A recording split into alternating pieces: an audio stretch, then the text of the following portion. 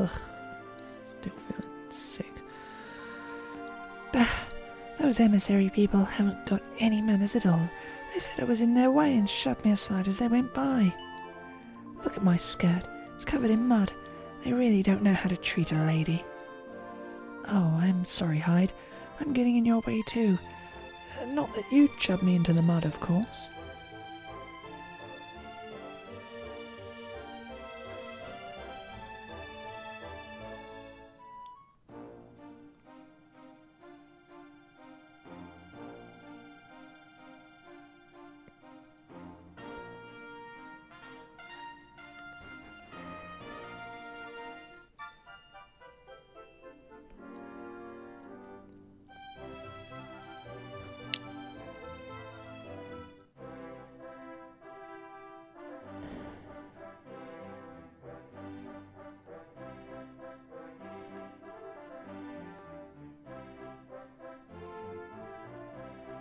Oh, I'm sorry, Hyde, but we're just not going to be able to let you through here.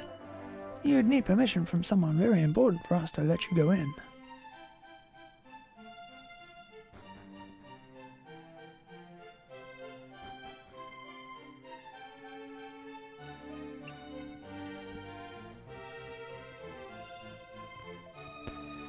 Good day to you, Hyde. Can I help you with anything? Yep. So you came looking for the emissaries of the Almighty, did you? Well, I'm afraid they are currently in discussions with King Donald, so you cannot see them at the moment.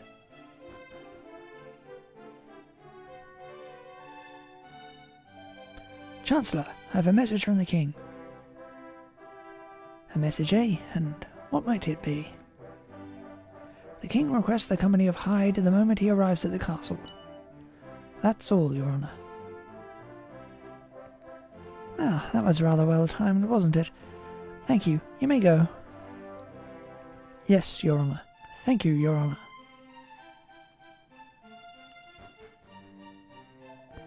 I take it you heard that, Hyde. It seems the King wishes you to join him without delay. I am afraid I have no idea why he might want such a thing, but I am sure you will find out soon enough. If you hurry down to the banqueting room, you may even be able to catch the emissaries of the Almighty before they leave.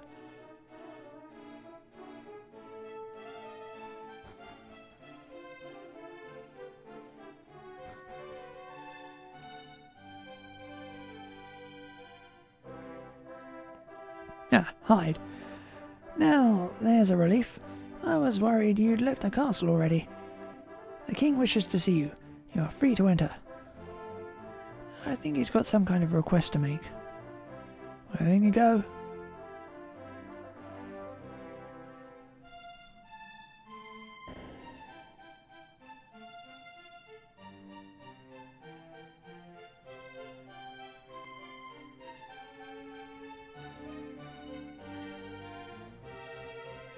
Hyde.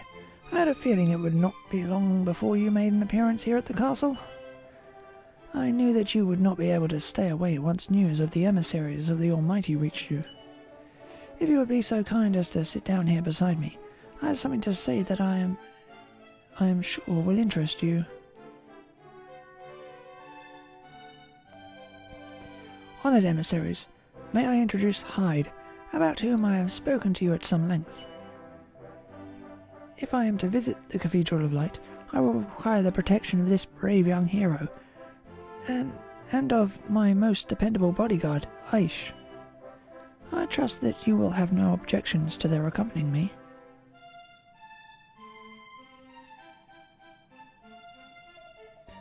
None at all. I'm sure the Almighty will be intrigued to meet them. But Master Nifil, our vessel is small and can carry only 2 more passengers at most.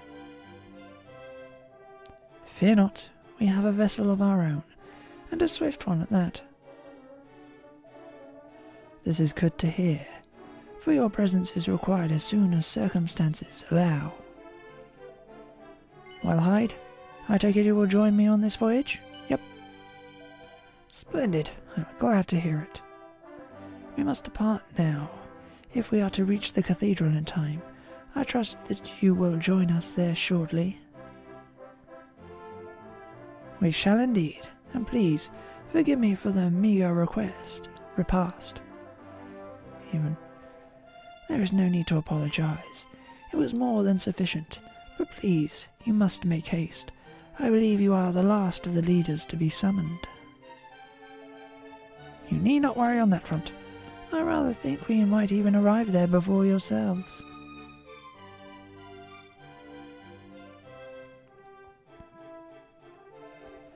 Well, Hyde, as you have heard, we must reach the Cathedral of Light without delay.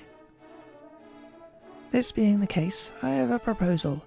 Let us journey there aboard the Sky Stone.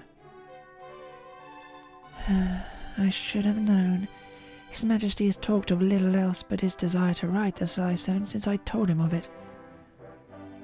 Silence, impudent girl. Come now, both of you, follow me.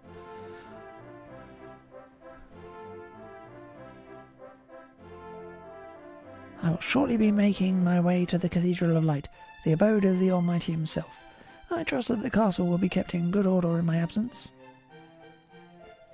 Of course, Your Majesty.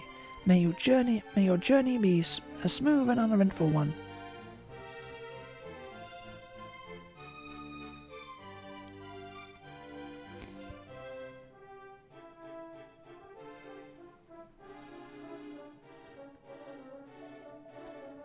Yes, this spot should be perfect. Well, Hyde, are you ready to depart? Yep. You must summon the Sky Stone right away. I am right in thinking that you can command it to appear at will, am I not? Will you do so for your king? Yep. Hyde focuses all his energy and calls down the Sky Stone.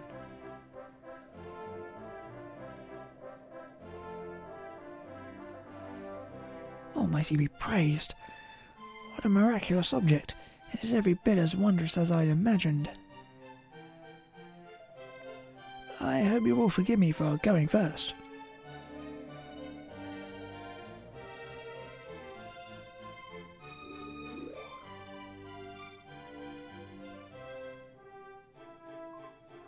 Well, here goes.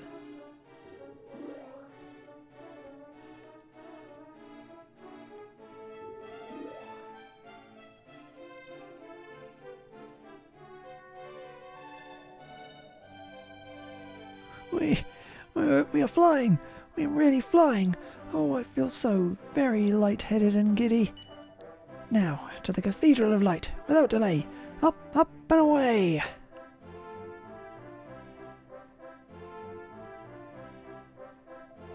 Oi, Hyde, you can't leave me behind. I'm coming too!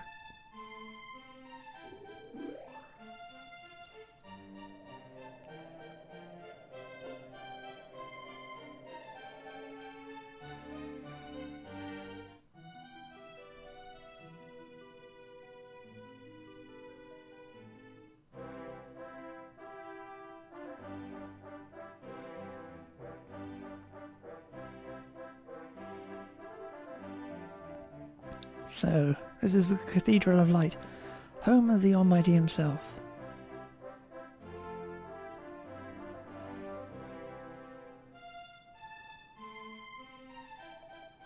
Breathtaking, simply breathtaking.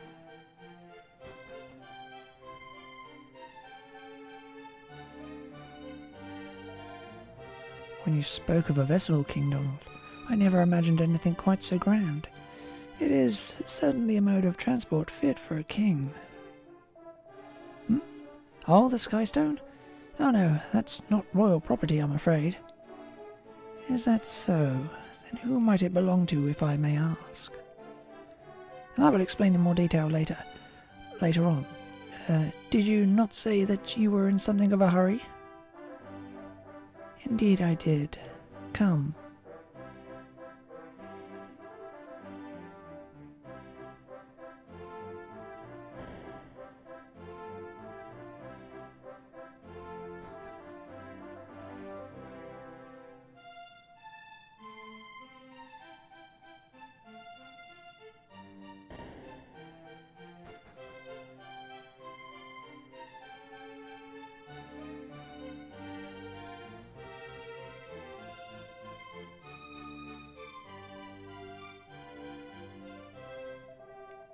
Well, King Donald, what do you think of the Cathedral of Light? It is wonderful, lavish beyond imagining, and truly a worthy seat for the Almighty. And so it should be. It was built using the most advanced techniques known to humanity and the finest materials in existence. That much is readily apparent. You must be impressed too, eh, Hyde? Yeah. Come, we must waste no more time on idle chattering. Our Lord and Master awaits.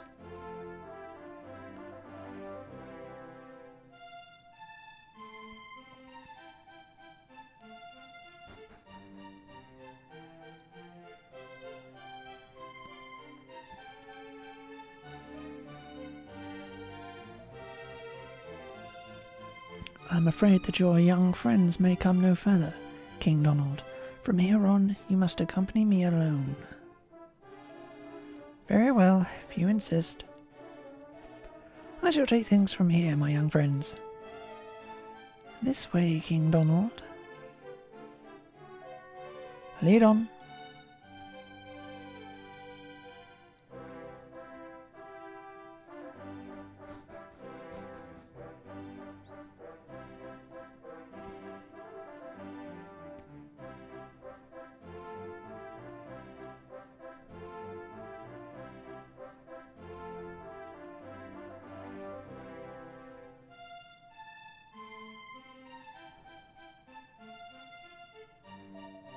Today the Almighty shall appear unto us, his devoted subjects.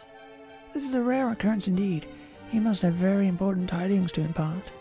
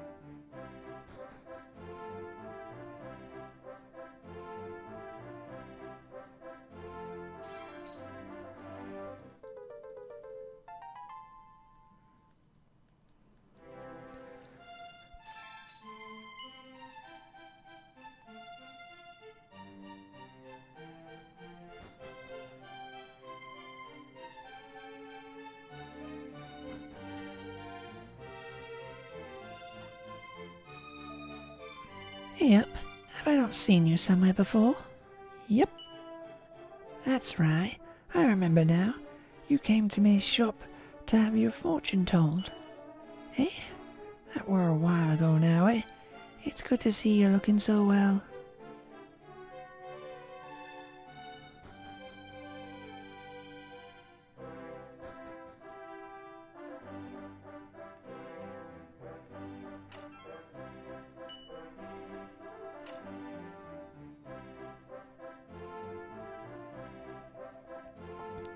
So, Brooke, soon it will be time for you to enter the rankings, no?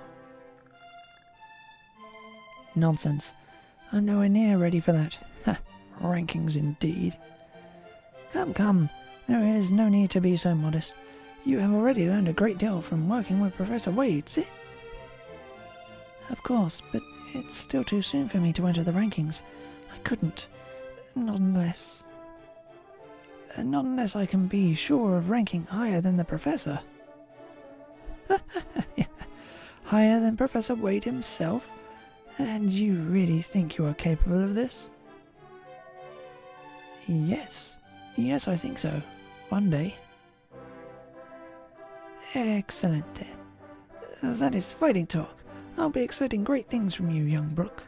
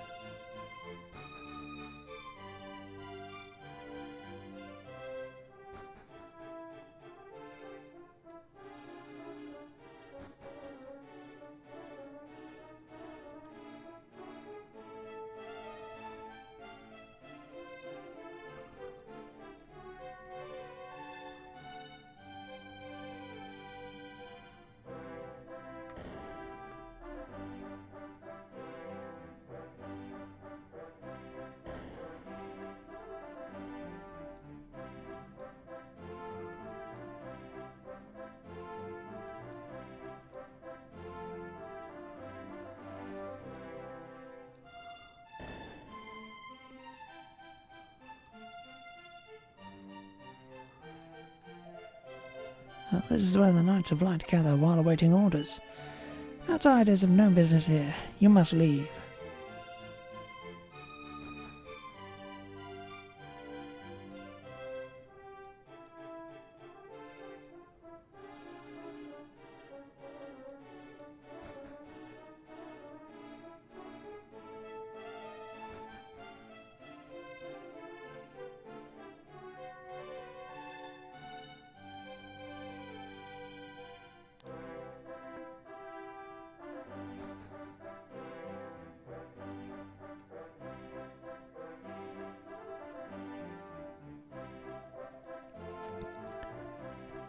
There are special rooms on this floor for those who are waiting for their representatives, but you will need to go downstairs first in order to access them. Beds have been provided for those who are tired after the long journey here. Should the audience with the Almighty take a long time, you may be here over the night, or perhaps even longer. Only selected representatives from each of the lands of our world may proceed up the stairs.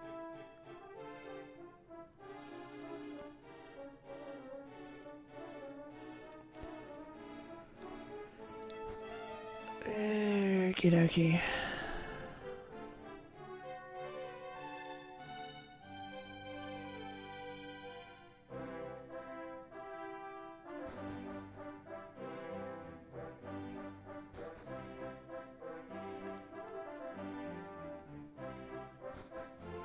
Pretty sure that's the way the game's telling me to go to sleep.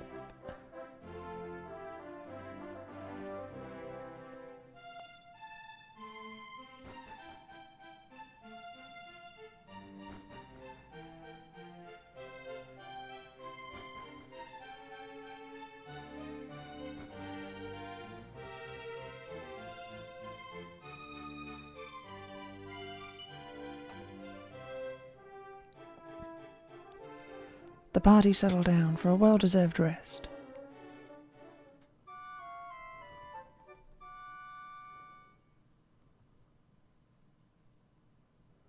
But before long, there's an almighty commotion, and they all wake up again.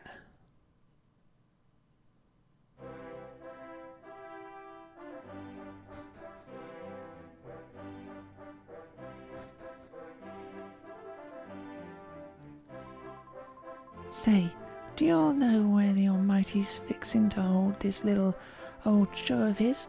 In here or over yonder?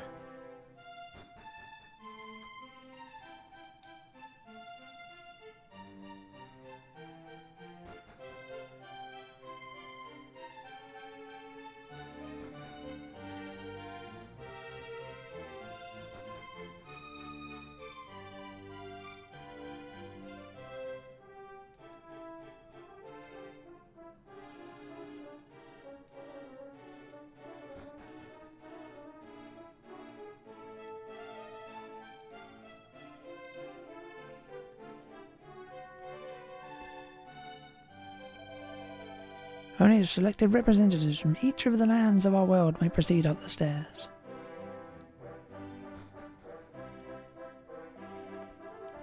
Sir Mayrin, is all well, Your Excellency? Has our Heavenly Father still not graced us with his presence? Not yet.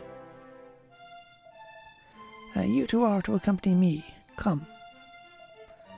Yes, Your Excellency. But who will stand guard here? That is no concern of yours.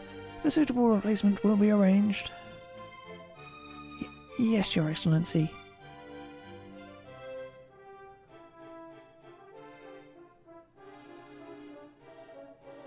Go on ahead. I will meet you outside. Yes, Your Excellency.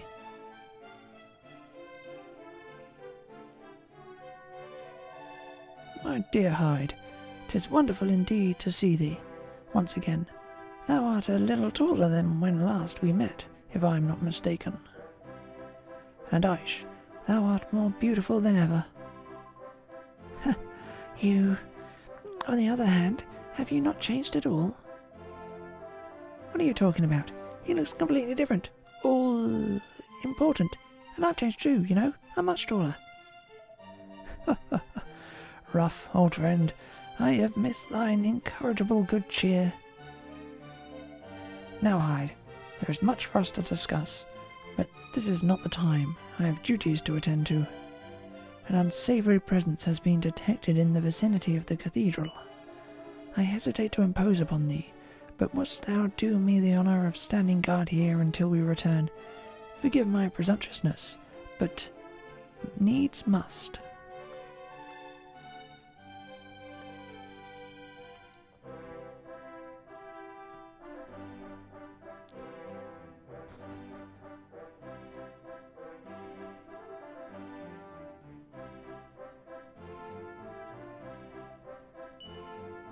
He's deep in prayer and doesn't notice Hyde's presence. I'm afraid that I cannot allow you to pass. Only the representatives who have been summoned from each of the realms for the audience with the Almighty may enter. Wait, perhaps these are representatives from some obscure land or other. We must ask their names before turning them away. Very well. And you are? Well, my name's Ruff. She's Aish. And this one over here is called Hyde. Hyde. This is truly your name? Yep. I've heard Sir Mayron speak of you, and Master Nifil also. Of course. Was it not you who defeated the Demon King and helped to restore our Heavenly Father to his glory? Then it is only right that you should be allowed to attend his return. Far be it from us to stand in the way of such a hero.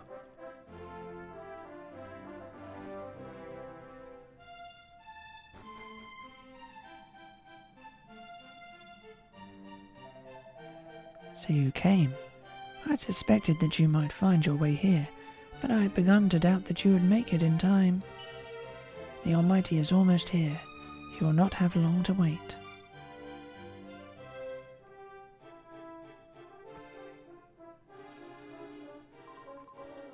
Oh, hello everyone. I haven't seen you in ages. What a lovely surprise. And how nice to see you all looking so well. Hyde. They allowed you to join us up here, did they? How exciting for you. Though I'd be surprised if you were as excited as I am.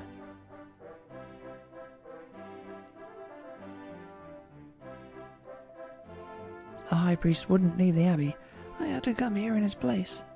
I do hope nothing happens to him while I'm gone. Oh, hello there. I was wondering whether I'd see you here. I'm sorry to say my research is nowhere near complete. Don't tell the Almighty, will you?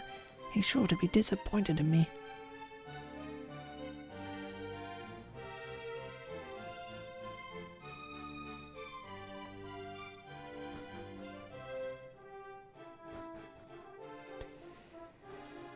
Oh, is it going to make me talk to everyone? You are to wait in silence until the Almighty makes his appearance. Anyone causing a disturbance will be ejected immediately.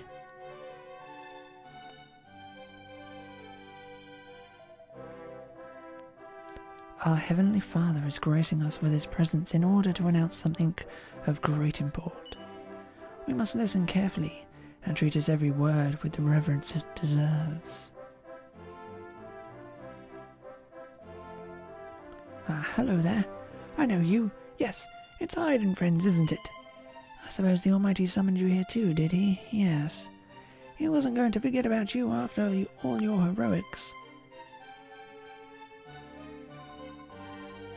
Queen Nefertia should be here herself. This is an event of great significance. Alas, she refuses to leave her kingdom for any reason, even a summons from the Almighty himself. This shows her great dedication to her subjects, I suppose. But why send me? I'm so very nervous. Look at the size of this place. They weren't lying when they said it was grand. And this kind of thing's bound to attract visitors, though, eh? We should look into building one back in Emmerdale. In fact, that's what I'm doing soon as I get back.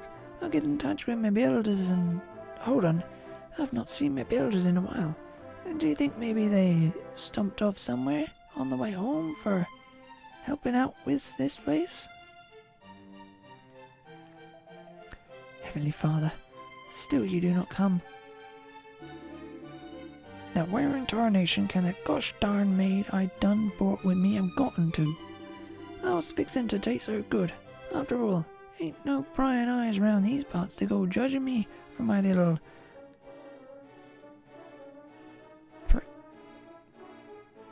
peccadillos. Whatever. Who? Oh, hello. Who are you then? Have I met you before? Oh, what does it matter? The Almighty's coming. The Almighty's coming. Hooray! I must apologize on behalf of my husband. He appears to be rather overexcited. Yeah. Are you knowing a town that is having the name of Grundle? Yep. For sure you are. It is being famous for the Yggdrasil dew, yes? Well, I'm the mayor from there. You got to drop by for a visit sometime and pick up some fresh dew. Oh, I already talked to you. My boys. My 3 very stupid boys. I told them not to leave my side, but now they are nowhere to be seen.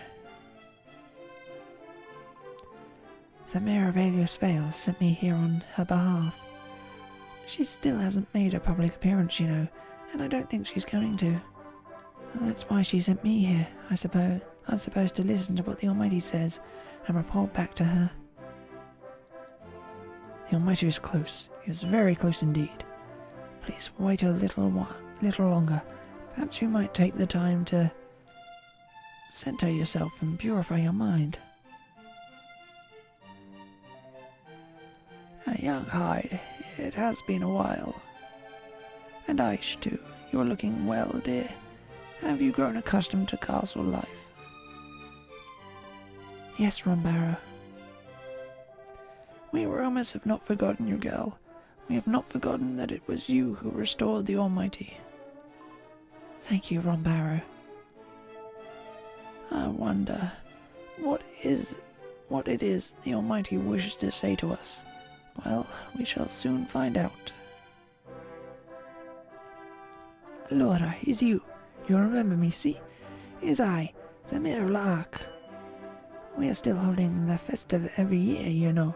You must come join us again sometime, see? I hope the Almighty isn't angry with me. What if he demands that I raise monster meadows to the ground or something awful like that? What would I do then? I never managed to make it out of Labrav, and now Honor has gone and dragged me all the way up here. What's the Almighty going to say when he sees me, eh? He's going to know straight away that I'm a fraud. He's probably going to announce it in front of everyone. Oh, cripes. What am I going to get out of this? You seem to be suffering for a great worry, Sir Laserlot. What is that troubles you? Oh, nothing. I'm just a bit nervous about meeting the Almighty. That's all. Zutala's Sir Laserlot.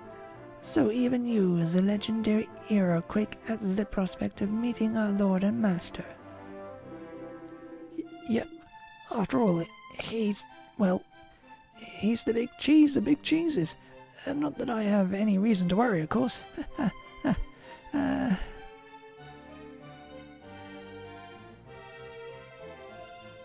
I did not expect to see you here, Miss Emmy. Why? I was chosen as the representative of Labrov. I had to bring Sir Laserlot along with me and Sir. First, he appears, our legendary hero, then the Almighty is restored. The next step is surely eternal peace, oui? It is all thanks to you, of course. Merci, mes amis. Merci beaucoup.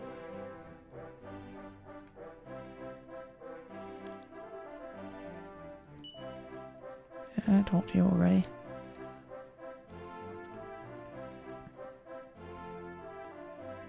Wait, the Almighty is almost here. At last. Please, take your places.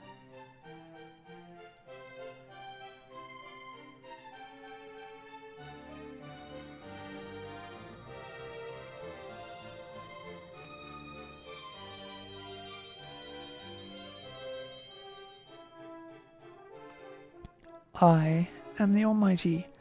I am all-knowing, all-seeing. Heavenly Father, we give thanks for your coming. Long have we awaited your return. Representatives of every kingdom, every nation have been gathered here, as requested.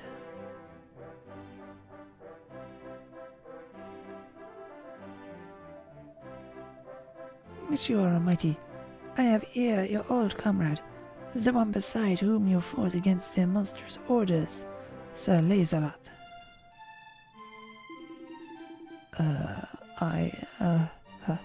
Hi. It's been a while, your mightiness. Very good. Hear me, my children. Evil has been defeated. Peace has returned.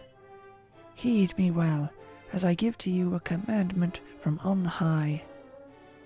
Cast down your weapons. The time for conflict is at an end. Raise them not against man or monster. The fighting, the killing, the slaughter of innocents must end. All violence must.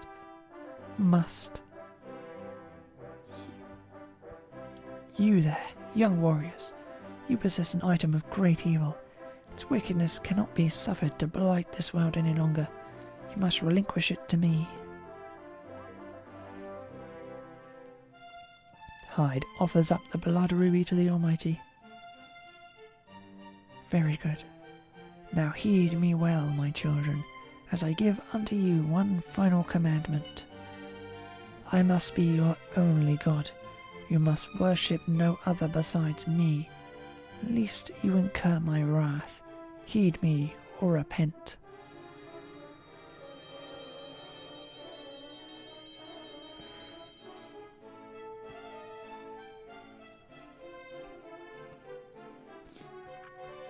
The audience with the Almighty comes to an end, and the representatives of the various realms begin preparing to return home. As they pack their bags, the Almighty's words ring ominously in their ears.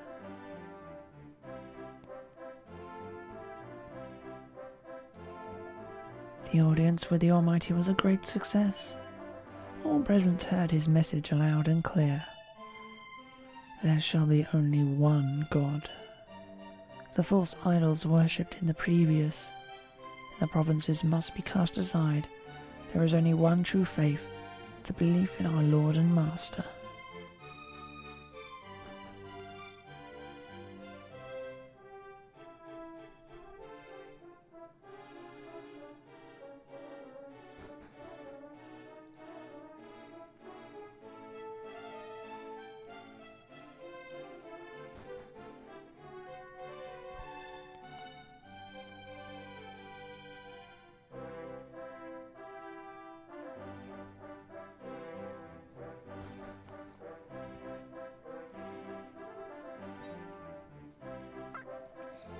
You take your time, Hyde. I thought you would never join me. I suppose you have been exploring every last nook and cranny of this remarkable place, hmm? Well, I can hardly blame you. Now we must be getting back to Istad.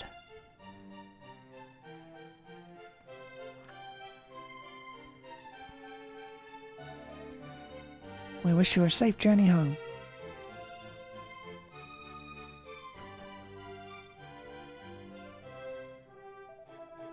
How many times do I have to tell you? I'm here to see the Almighty. Come on, it's not like you don't know who I am. I'm Hyde's uncle, his own flesh and blood. I know full well who thou art, which is why thou shalt not be setting foot in the cathedral. You holier than thou sorts are all the same. You think you're so much better than us normal folks. There appears to be some kind of disturbance afoot. Let us go a little closer and see what this is all about.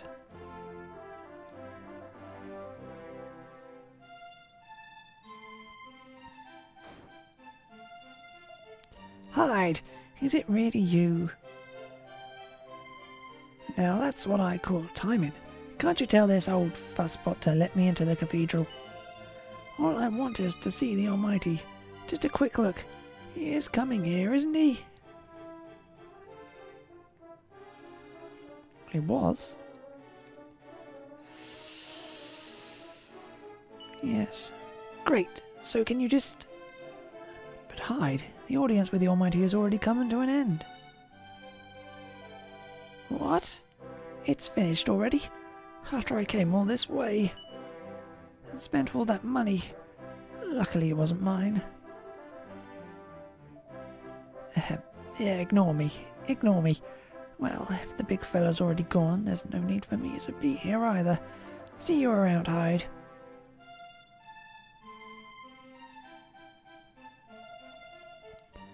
Forgive me for saying this, friend Hyde, but thine uncle shares few of thy better qualities. But let us set aside such matters. We have more pressing concerns. Thou heard the Almighty's final commandment, of course. I simply cannot comprehend why he would place such an injunction on his beloved children. I must cloister myself away in the cathedral and ponder the meaning of his words at length. I wish thee a safe journey. My prayers go with thee.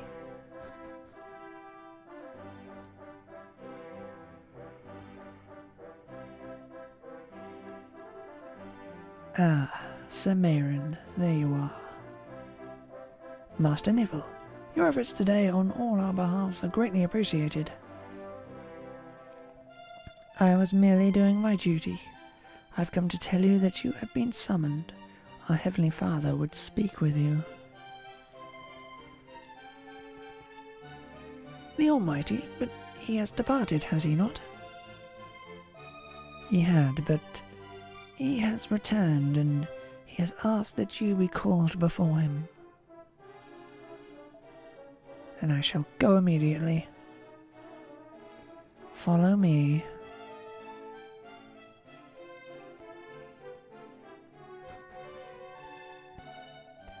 It is time that we too were leaving. Come, let us return to Eastard.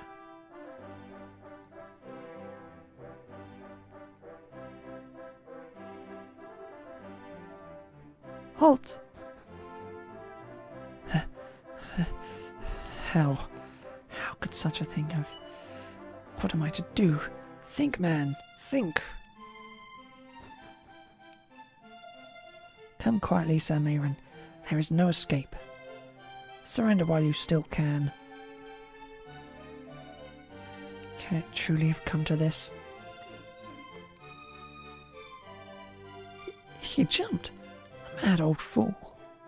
He's getting away! Forgive us, Master Neville. He has escaped. Then get after him immediately. He is a heretic. He opposes the will of the Almighty and must be crushed without mercy. Yes, Master Neville. You will not escape the Almighty, Sir Mayron. He is all-seeing, all-knowing. He holds the world in the palm of his hand.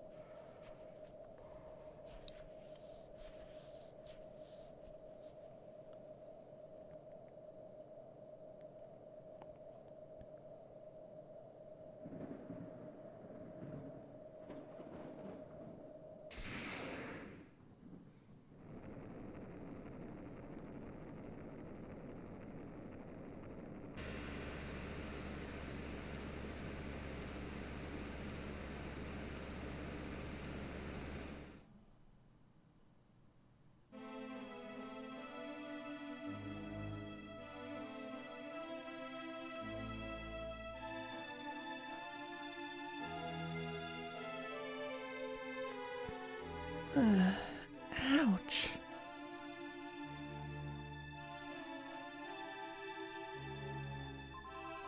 Wake up, Ruff. Get up. You're not dead just yet. This is no time to be laying around. Oh, I can't move. Oh, my bones must be broken or something. I think I'm done for. What nonsense. If you can speak, you can walk. Get up and try, will you? I'm telling you, my bones are all smashed to pieces. I won't tell you again. Stop your whining and get up.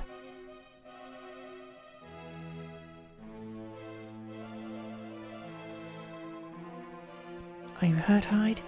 What just happened anyway? Could it have been King Donald? Oh no, oh no, oh no! Is he okay? Pull yourself together, Ruff. Now is not the time for this. We have been through worse, as I am sure has the king. Come, Hyde, we must get His Majesty inside. I am sure he will be fine. I am sure of it.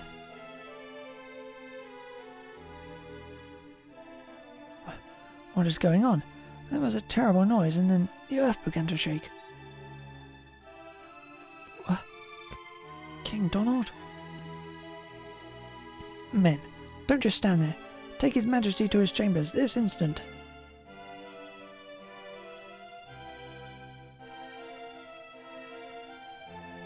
Well, Hyde, at least you and your companions are safe. But something is very wrong. The sky turned black, and then the earth began to shake. Just what is going on? I wish to hear all about your experiences at the Cathedral of Light, of course, but for the moment, I must see to the King's well-being. We will speak more a little later on, but for now, you must excuse me. You will remain here and stand guard. Is that understood? Yes, sir.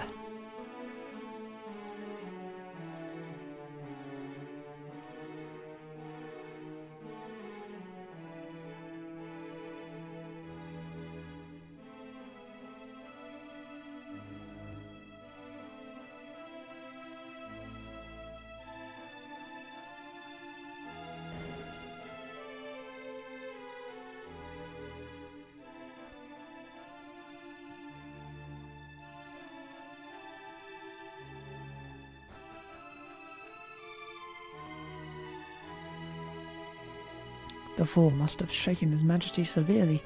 He is yet to regain consciousness. I imagine you are eager to see how the people of Pilchard Bay are faring. All is in hand here. Please, you must go there and see how things stand. Should there be any change in the King's condition, I shall dispatch a messenger to inform you.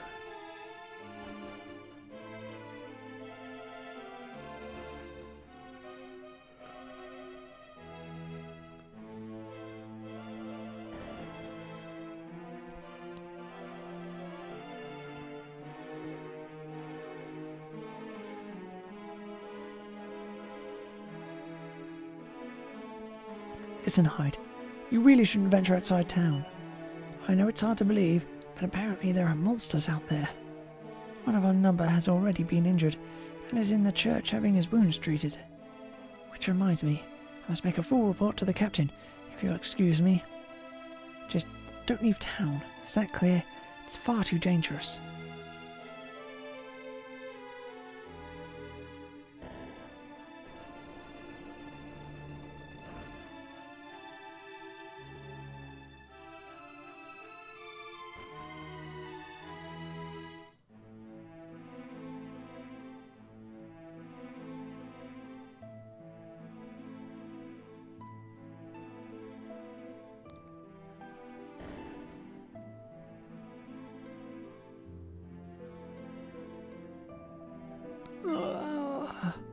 Oh, it's you, Hyde. Have you heard about the monsters? Yep. I was patrolling outside town just like I do every day, and suddenly they came out of nowhere and attacked. I've never seen a real monster before. To see one here in Eastart, well, I still can't quite believe it. But it was real. Alright, my wounds are proof of that. Please, you must not exert yourself. It is better if you do not speak. Only rest can heal you.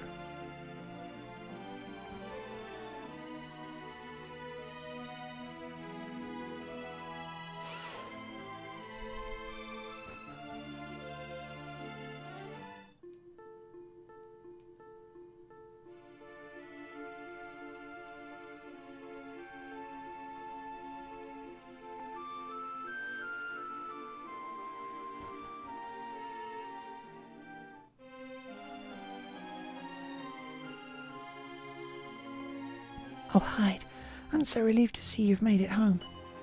There was this terrible earthquake, then it all went dark and monsters started appearing everywhere. It was awful. But that's not the worst thing. It's your father, Pollock.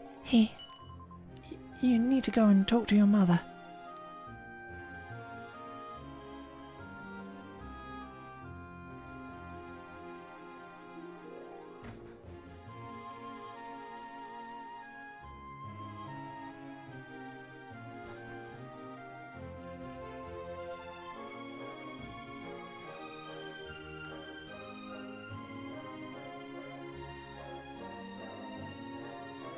I know you'll return to us. I have faith. Oh, Hyde, there you are, dear. Have you heard about your father? Nope. You haven't? Thank goodness for that. He's just a little, late getting home, that's all.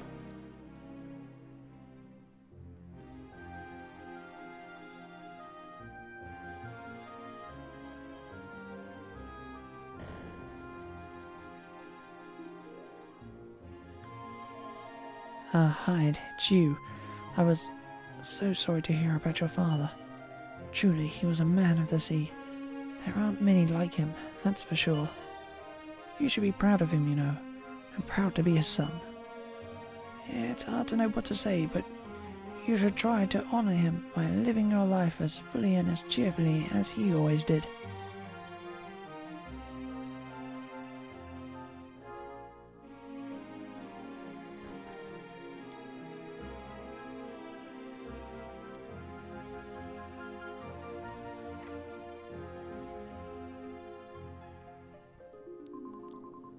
The sky's so dark. Could it be happening here? Oh, Hyde, it's you. Do you think our little island's being cut off from the rest of the world? Yep. I knew it. I just knew it. But how? You beat the Demon King and revived the Almighty. Who else could have done something like this? Who else has that sort of power? I hate not knowing what's going on. Could there really be a monster out there worse than the Demon King? Well, whatever's going on, we need to get to the bottom of it. I'm not hanging around in Pilchard Bay anymore. I'm coming with you. My parents aren't going to like it much, but they're just going to accept that this is something I have to do.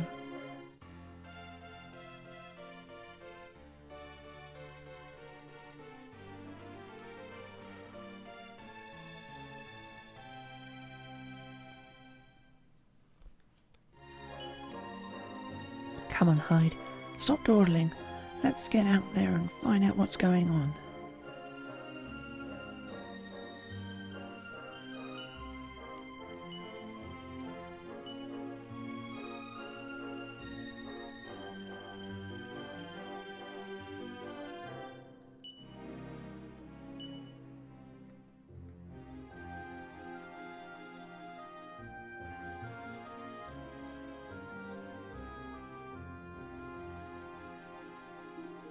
Eh.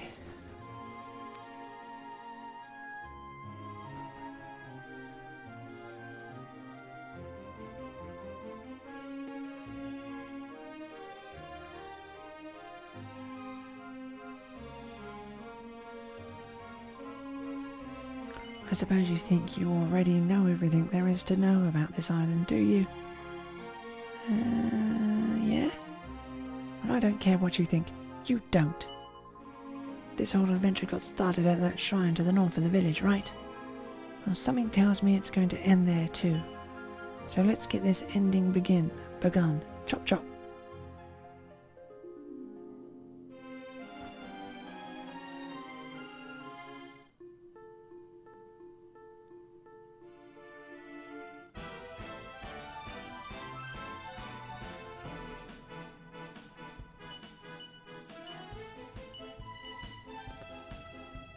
Ugh, almost an hour in the first battle.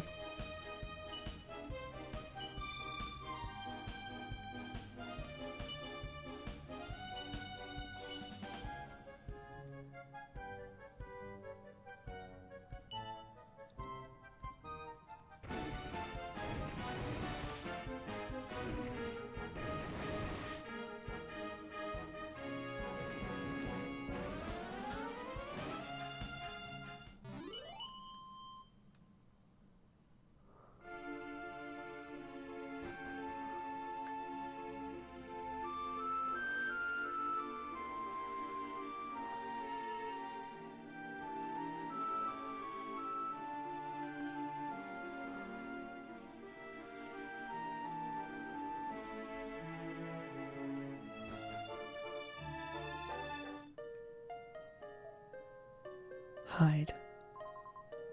Huh? Did anyone just hear something?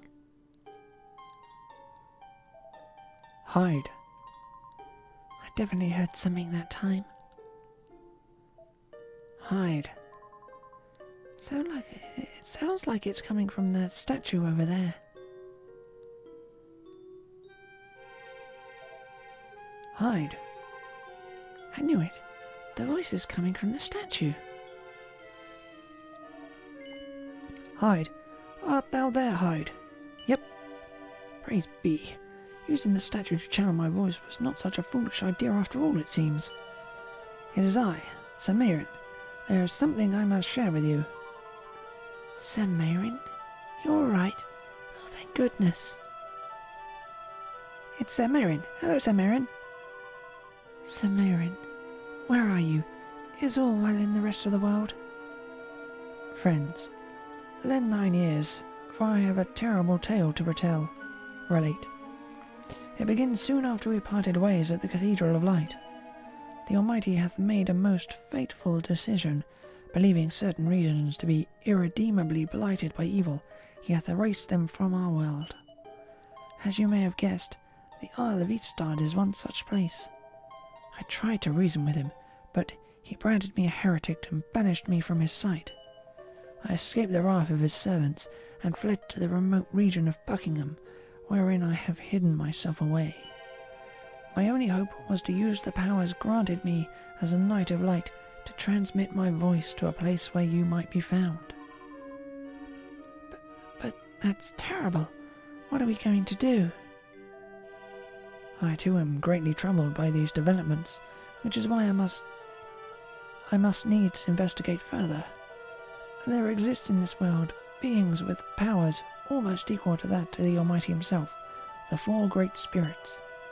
'Tis my belief that if we can locate them, they may be able to offer us some insight into the state in which we find ourselves. And where do we find these great spirits exactly? Each spirit presides over one of the elements, earth, wind, fire, and water, and each dwells in a region wherein the element can be found in abundance. I suspect that the regions sealed off by the Almighty may well be the self-same regions over which the great spirits have dominion. Why has he done this? I cannot fully explain, but my investigations have led me to this conclusion. Fugitive that I am, I must ask that you aid me in this task. I will offer all the support I can. Simply stand before the statue, and your voice will be carried to me. Curses! Footsteps approach. Alas, I must depart. Until next time, friends. Samarin's voice fades and disappears.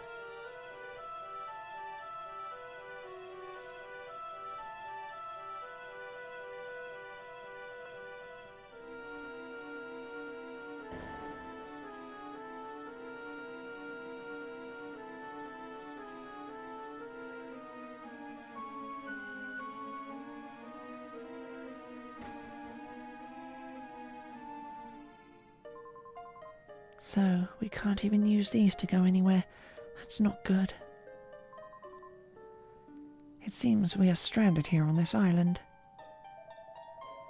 How are we supposed to get off this island now? After all, the sea looks all black and scary. I don't want to go near it. Suddenly a voice floats through the air. Hide, hide. 'Tis I, Samarin. Am I right in thinking that thou art unable to journey to other regions? Yep. But all hope is not lost. The 4 teleportals in the island shrine should allow thee to travel to the regions wherein the great spirits dwell. I noticed that the torches on either side of the door to this chamber were no longer lit. Could this mean that all is not well within the teleportals? If I recall correctly, the torches were originally lit by sacred flames originating from Emberdale. Perhaps their having been extinguished is the cause of the teleportal's loss of power.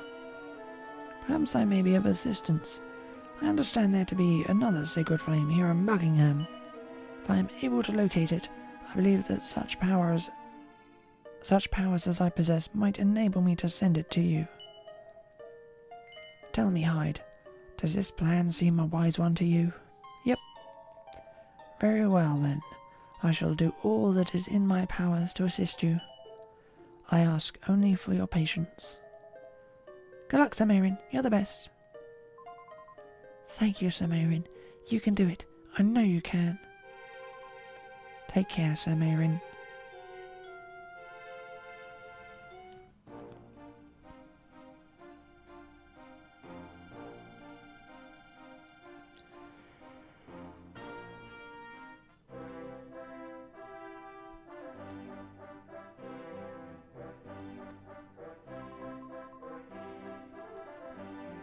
Excuse me. You've been standing there staring at me for a while now. Are you feeling unwell? No. Oh well, as long as you are sure.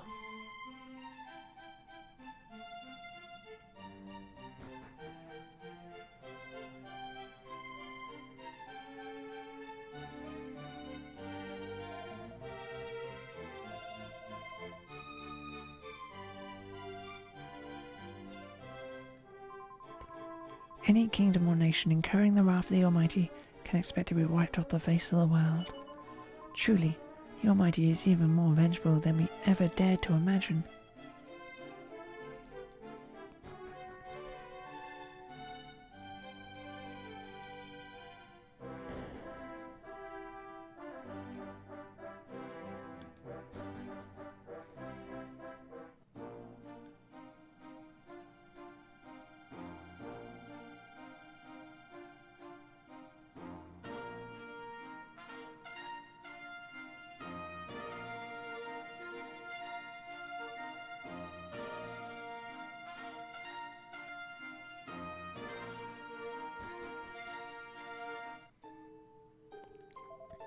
I'm sorry, but the beacon's off limits at the moment.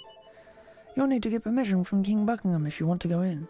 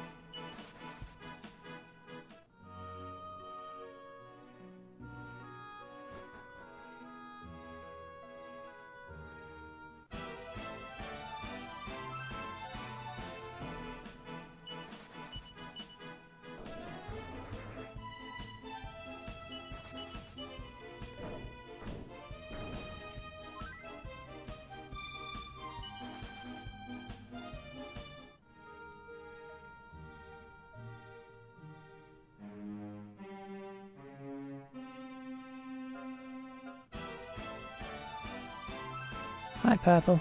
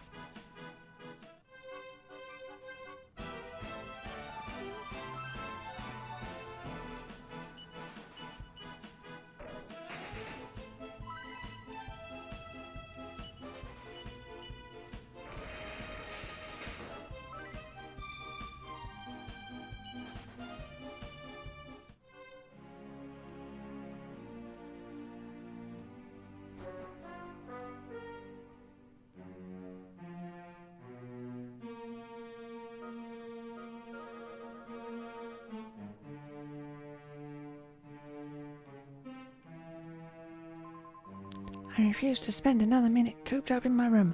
It doesn't suit me. I need to be out among my people. Your Highness, please, you must return to your room immediately. King Buckingham has ordered it.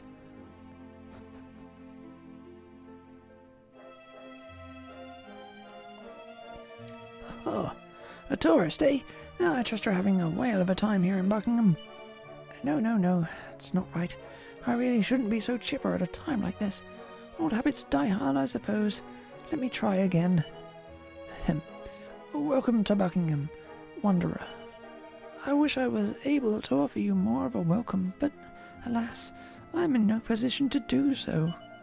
You see, a short while ago I was summoned to the Cathedral of Light for an audience with the Almighty, and the commandments he gave troubled me greatly.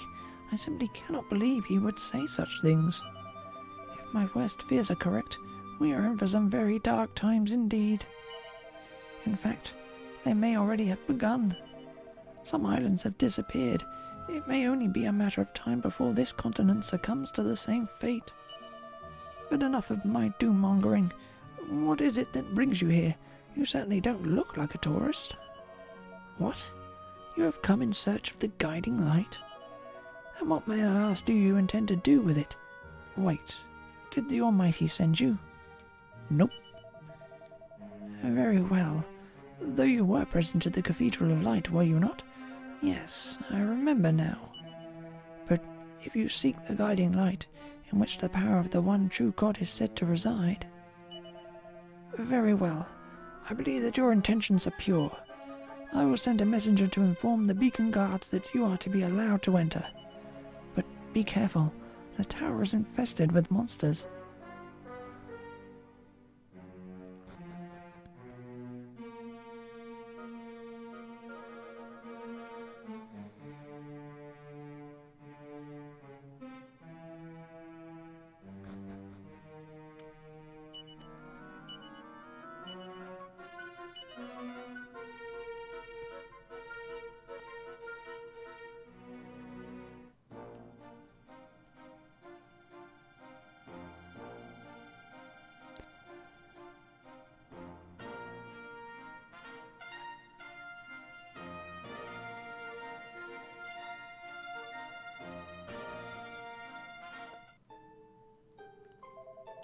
What's that? You have permission to enter from King Buckingham? Very well, in you go.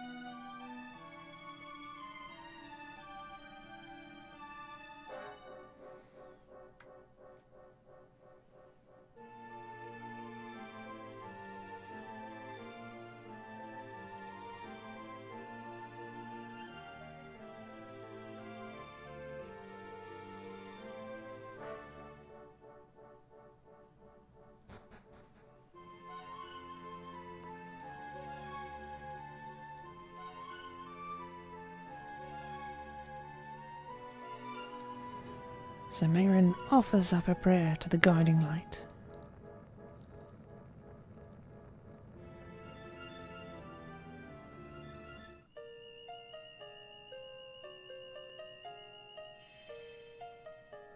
Suddenly a voice floats through the air. Samarin, are you alright? You found the guiding light, I assume. Well, what's going on? Tell us. I have indeed located the guiding light. Prepare thyselves, friends. I will send it to you now.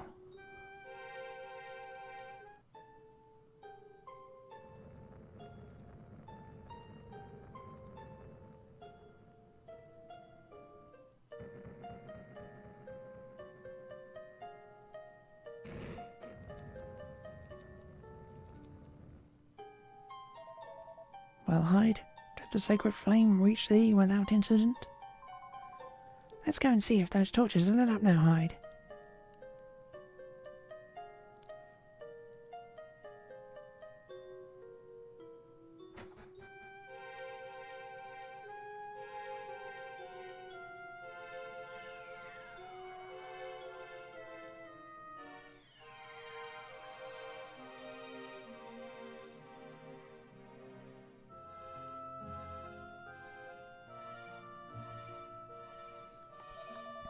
Yep.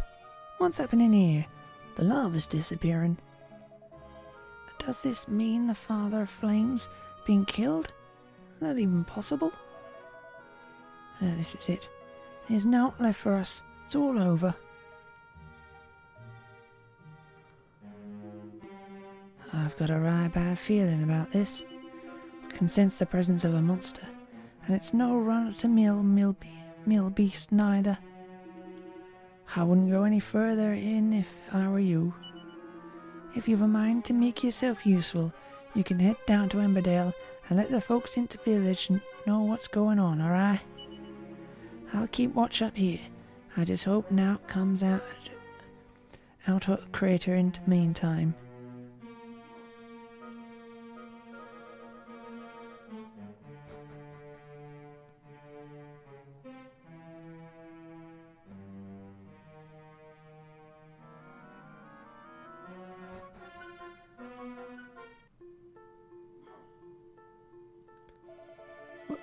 What just happened? Everything suddenly got dark, and then that monster. I've never seen anything like it. I ran for my life and only just managed to get away. I'm not safe yet, though.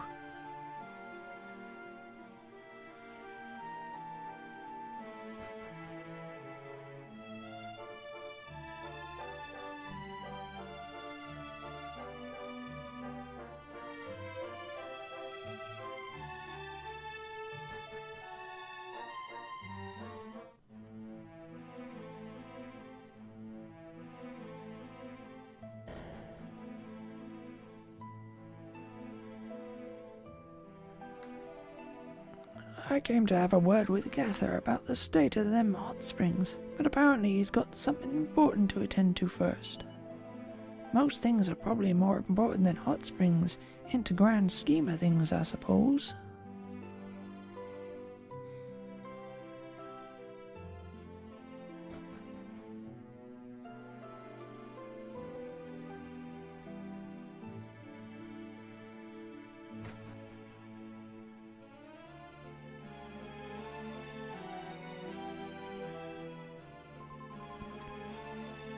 If you want your fortune telling, I'm afraid Madame Pamela's not in just now. I saw her heading toward Gather's place a little while ago. Seemed like she were in a right rush too.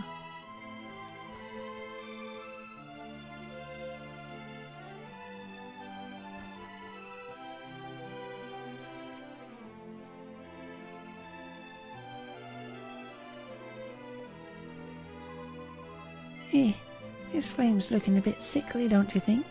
Yeah. I can't help worrying this means something's happening to the Father of Flame. I mean, he's the one who gives us the gift of fire, right?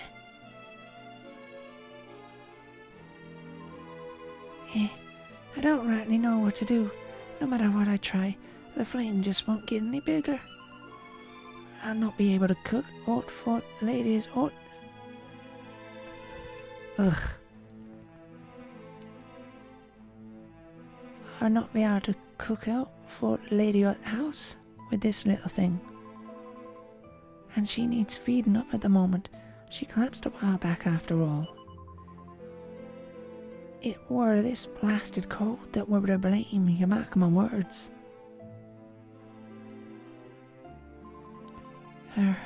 It's so cold. Oh, it's the fire.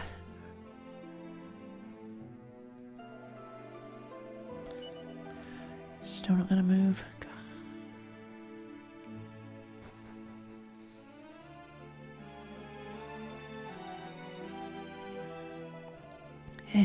I'm freezing. A nice bath would be just the ticket right now. Hold up. There's not any steam coming out of the well. I wonder why that might be.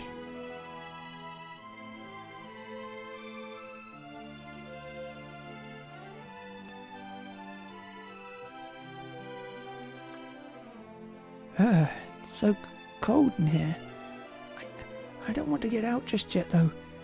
If there are monsters in the village, the girls will probably all come and hide down here. I just need to stick it out till then.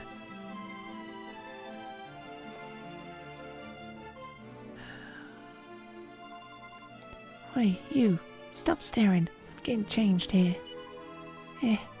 This whole bathing lark is one big con. I finally pluck up the courage to take my clothes off, and it turns out the water's freezing cold. No one's going to be wanting a massage after a freezing cold bath. My whole business is ruined. I'm sorry.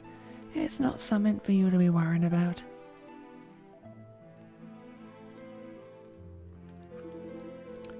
There's something not right here. The water into bath's not supposed to go cold all of a sudden, is it?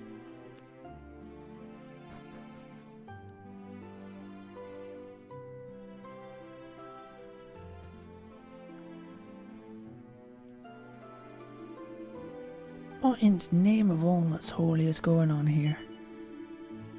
Do you think the Father at Flames may be narked with us all for not holding enough flaming festivals? Crikey, O'Reilly.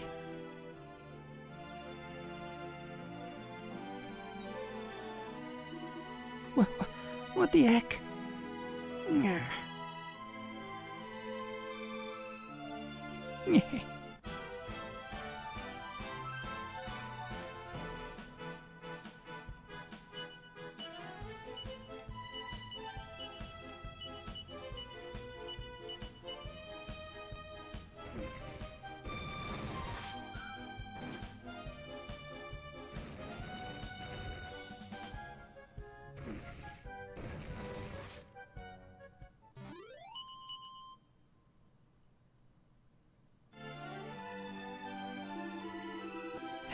Tough of that.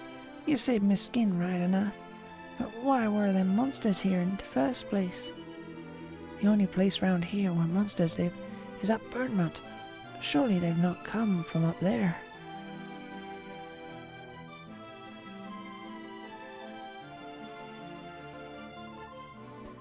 Why are we being attacked by monsters now? Is the Almighty not meant to protect us from monsters? Well, it doesn't look like we can count on that. We best run away, but where to? The flame just went out all by itself. I didn't do out to it.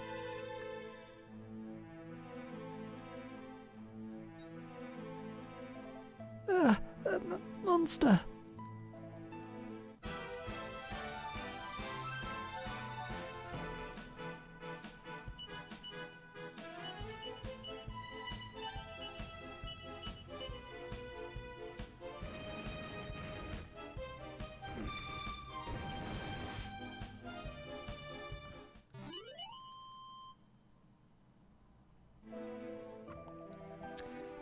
It's a monster.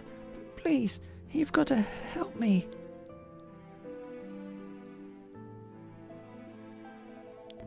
It's gone out. The fire the Father at Flame gave us has gone out. I weren't supposed to let it go out, no matter what, but now look what's going on happened. I don't understand how.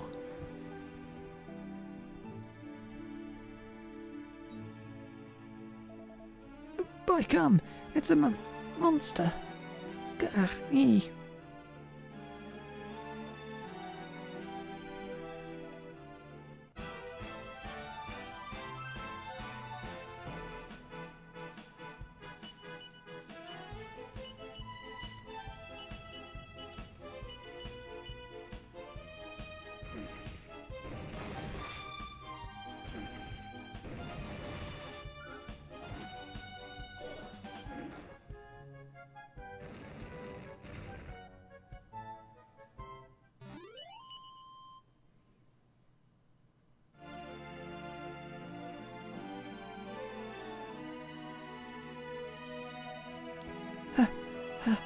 Is it 'cause the flame went out?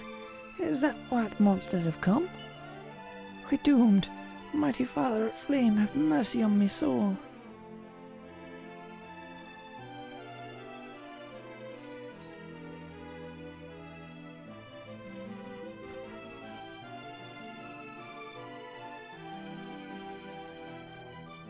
Still, really? By gum, something's got you right worked up, eh? What's the matter? Monsters? Here into village? Crikey, you better go and tell the gaffer about this sharpish. You need to go and talk to Gather. Sharpish, go on.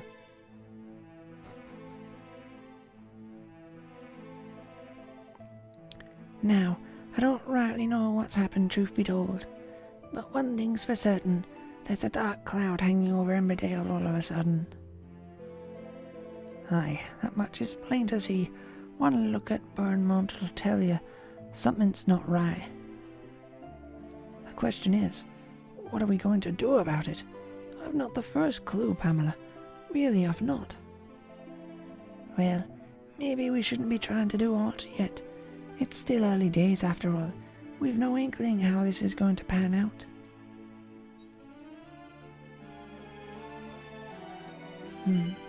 Well, look who it is. What brings you here? Has something happened? Yep. Right then, in you come. Tell us all about it. Monsters? Into village? But the Father at Flame is meant to protect us. He is meant to stop that kind of thing. What's that? The lava's all gone from Burnmount as well? Crikey. Alright you, listen up. I'm going up to Mount. I need to take a gander at what's going on with me own eyes. This lot are coming with me. I'll be needing protection. That alright with you? Yep. Right then, let's get cracking, shall we?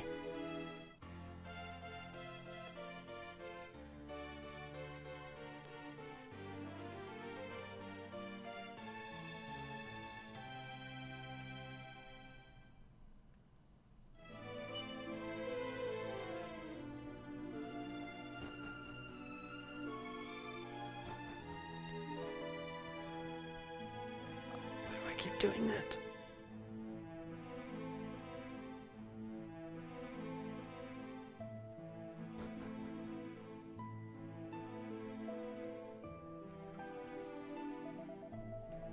Hold up, Hyde. I know we're in a hurry, but I need to pop back home before we head off. I have some things I need to ask of our Dora.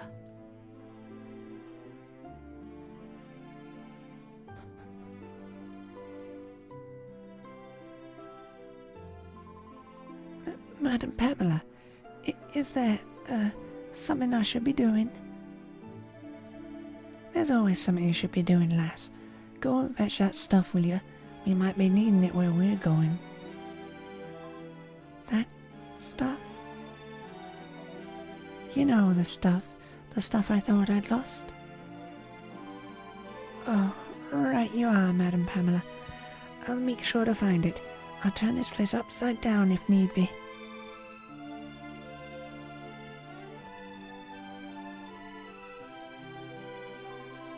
Now then, where the heck could it have got to?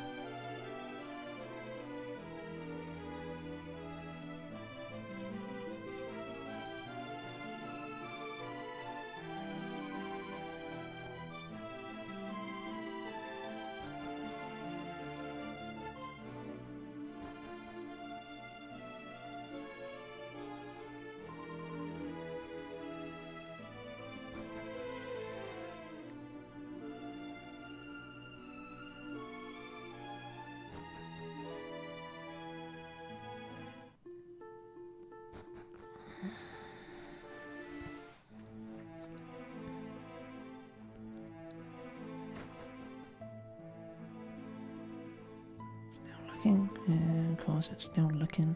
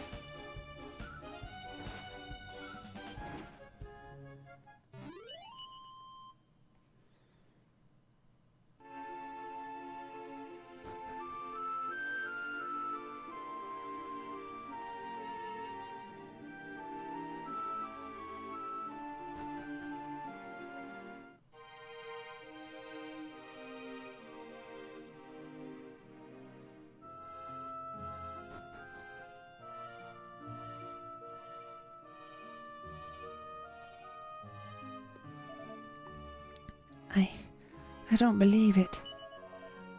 There's not a drop of lava left. It's all gone. Does this mean the Father of Flame is... No, I can still see some... Come on, Hyde. We need to take a closer look.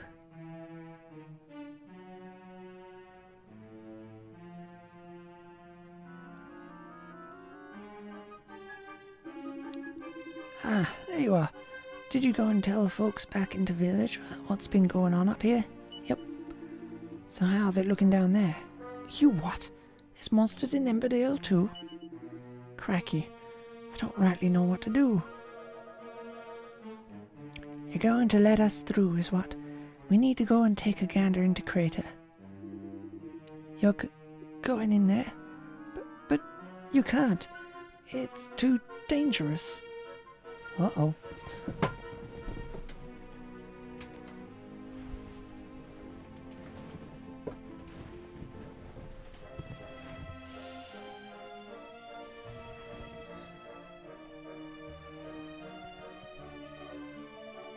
Oh, give over.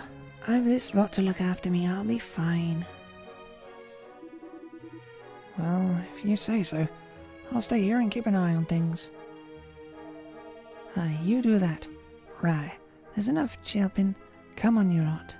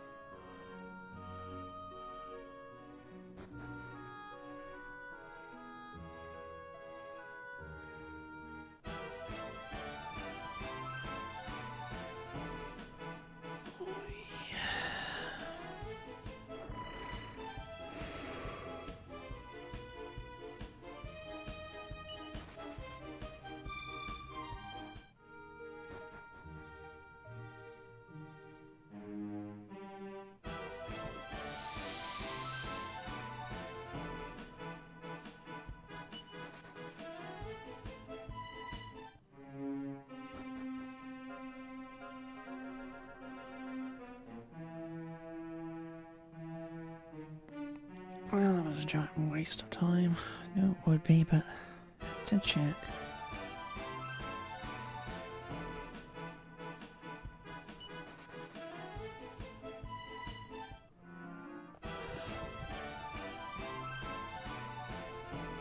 Game.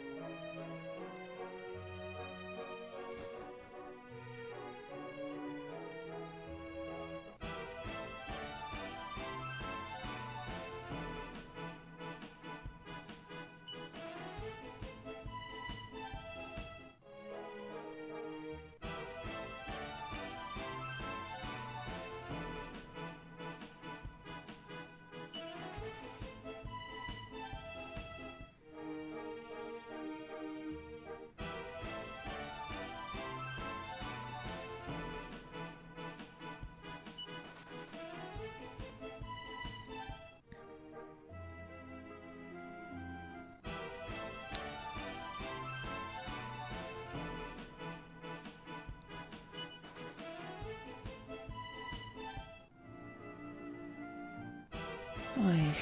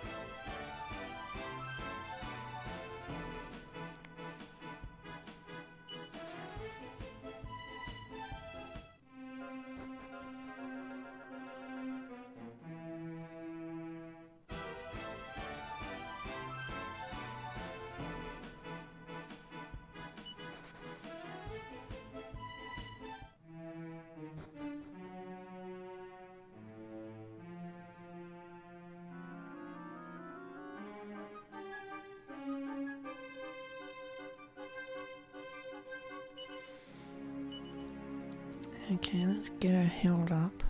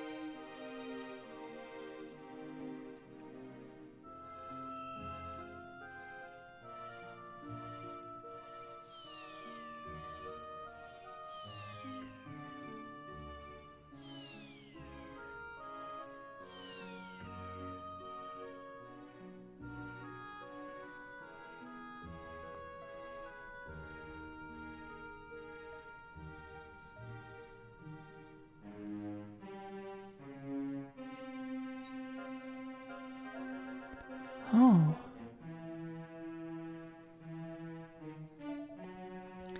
By gum, this is something else. There's something waiting for us up ahead, Hyde. Something right powerful. We'd best make sure to be careful. But there's no going round it, so we'd best get in. Get it out. Oh, well, come on.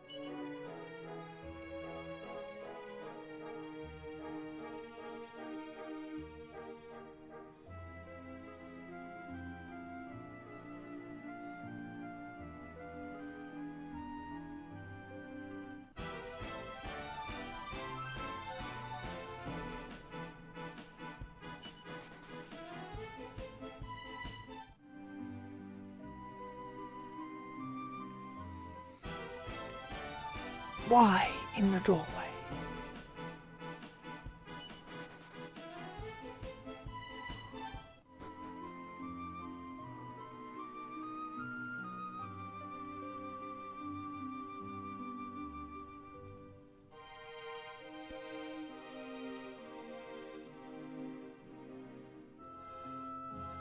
Hyde tries to open the door, but it won't budge.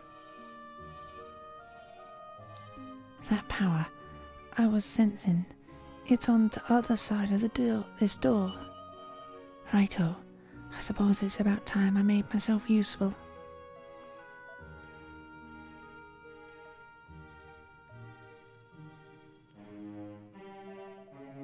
There, I've asked Dora to come and join us. She'll not be long. Why don't I tell you a nice story while we're waiting? Okay. Righto then. Once upon a time, the Father at Flame used to be just one part of a much bigger and more powerful God, the Almighty. As you probably know by now, the Almighty fought against the Demon King, but ended up getting beaten. So what he did was, just as he were about to be destroyed forever, he split off 4 parts of himself. Each of those 4 parts ended up in charge of one of the elements: earth, water, fire and wind. Bournemouth's the most fiery place in the whole world, so naturally the Father at Flame came here, and that's when the locals started to worship him. That's how the story goes, any road.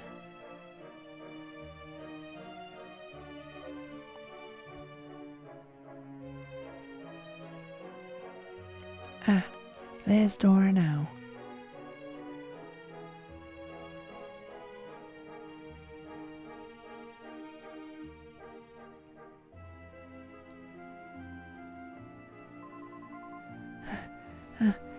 Sorry to keep you waiting, Pamela. Not to worry, lass. I was just telling a little story to pass the time. Did you ring it? Yes. The conflagration key and a bottle of kindling oil, just like you asked. Grand. You'll be needing these, Hyde.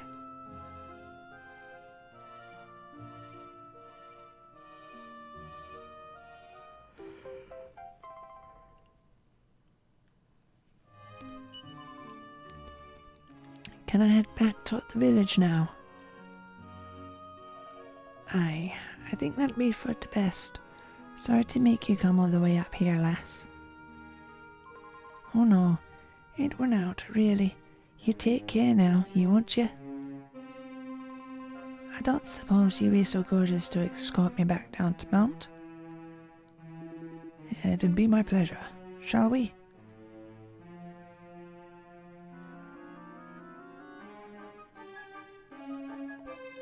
Right then, Hyde, use that key to open the door, and let's get moving.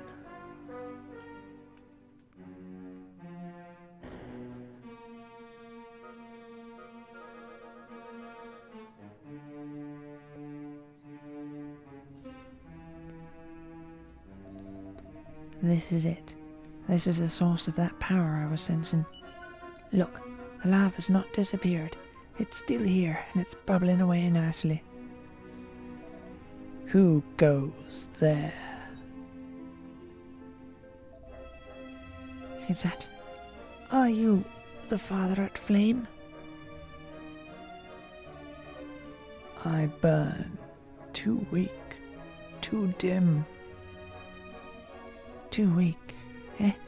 Right then, Hyde. You'd best pour on that kindling oil. That should put a bit of fire back in Bournemouth's belly. Well, go on. What are you waiting for?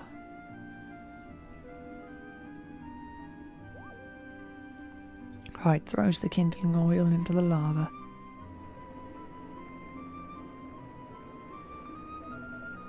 By gum, it's getting a bit sweaty in here. It's boiling. What is happening? The time has come. The spark has been rekindled. I burn anew. Rawr.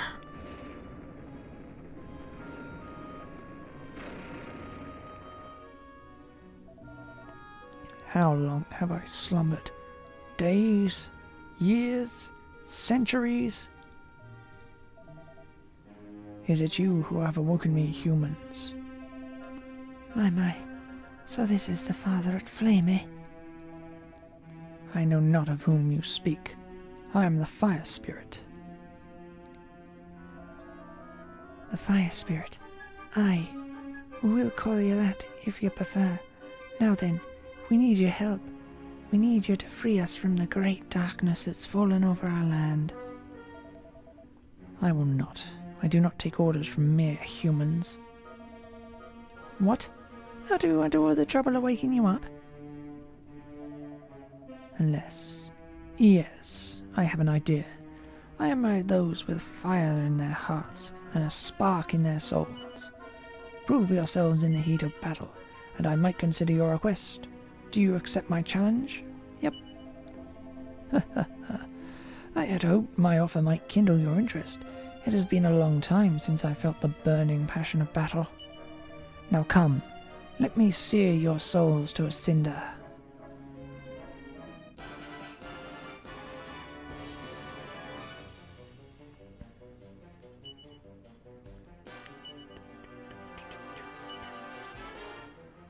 Spells.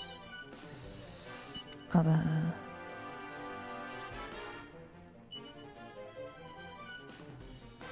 Insulate. Spells. Other. Magic barrier. Spells. Other.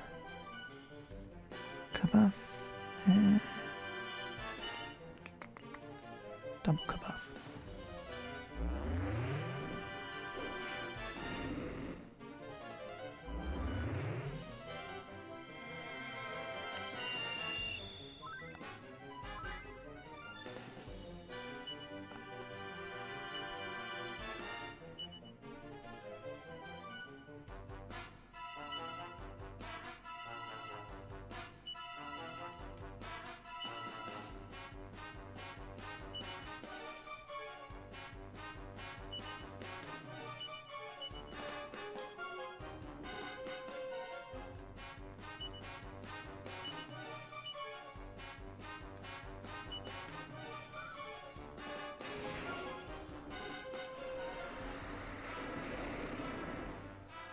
Oh, of course he's not.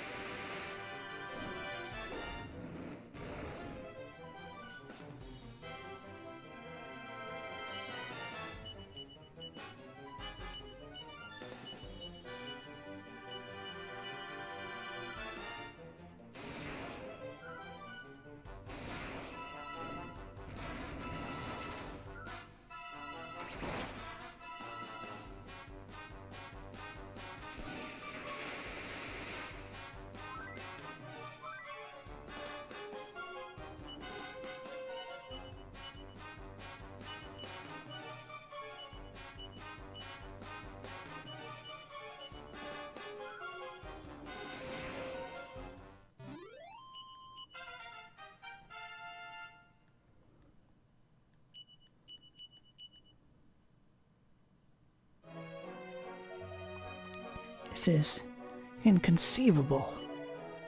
Humanity's flame must have come to burn much more brightly during my absence.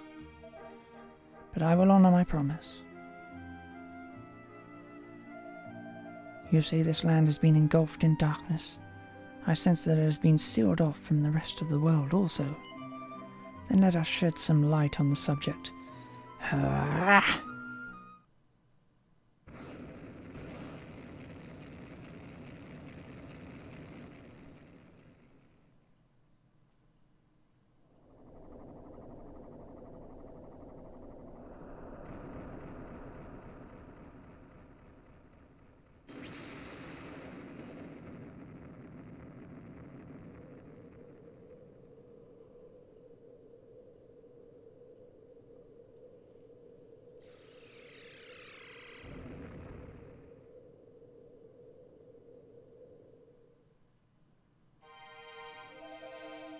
How can this be?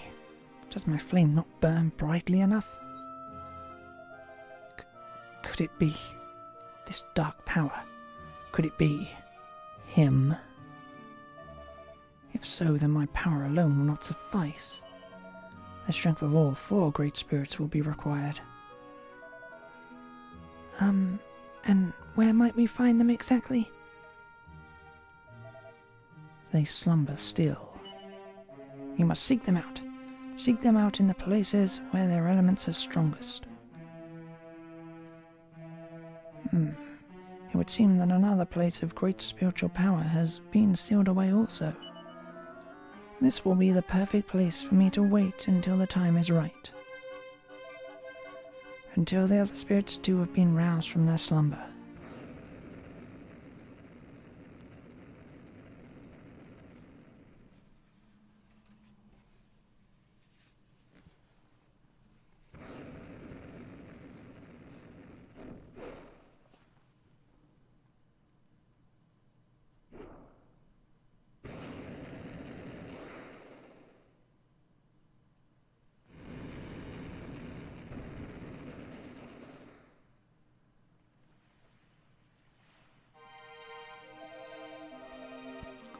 So, that were the fire spirit, eh?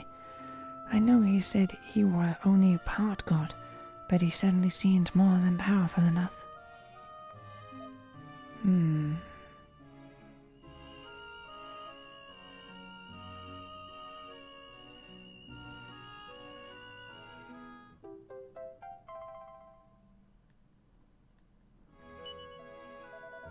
Did he drop this, do you think? You'd best take it with you. Any road. Right, shall we get back to the village? Folks will be wondering what's been afoot.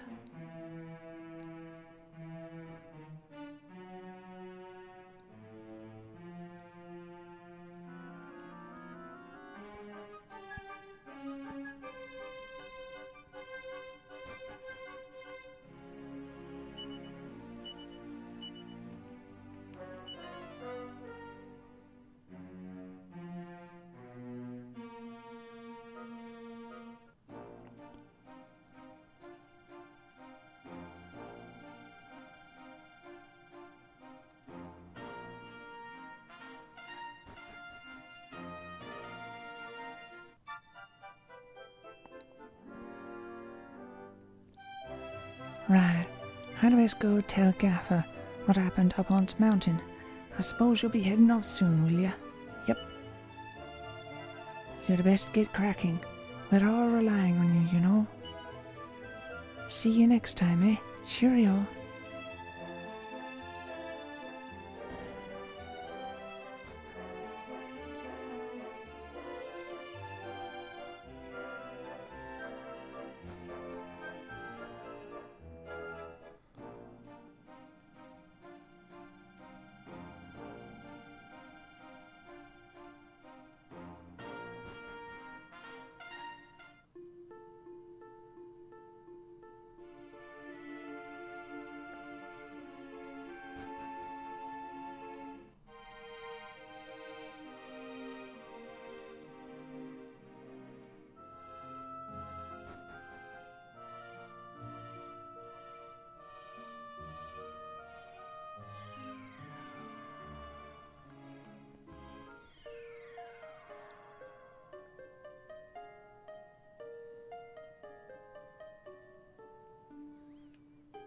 Go through the door.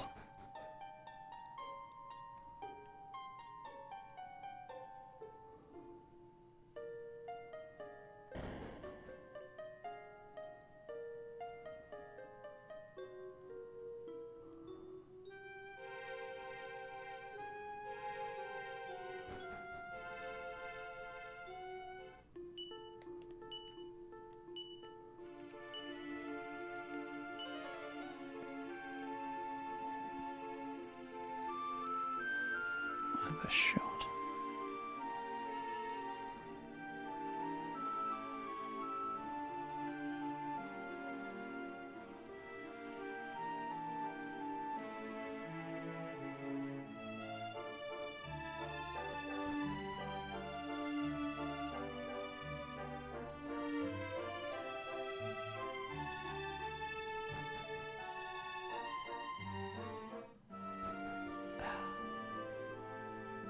believe I just did that.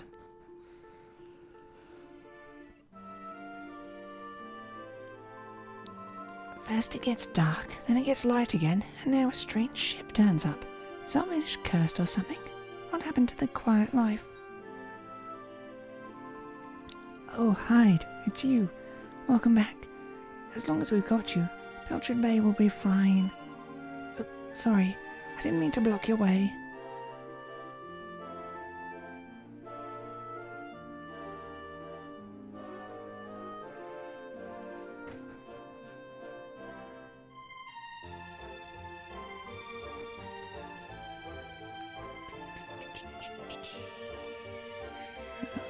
Not gonna let me heal up.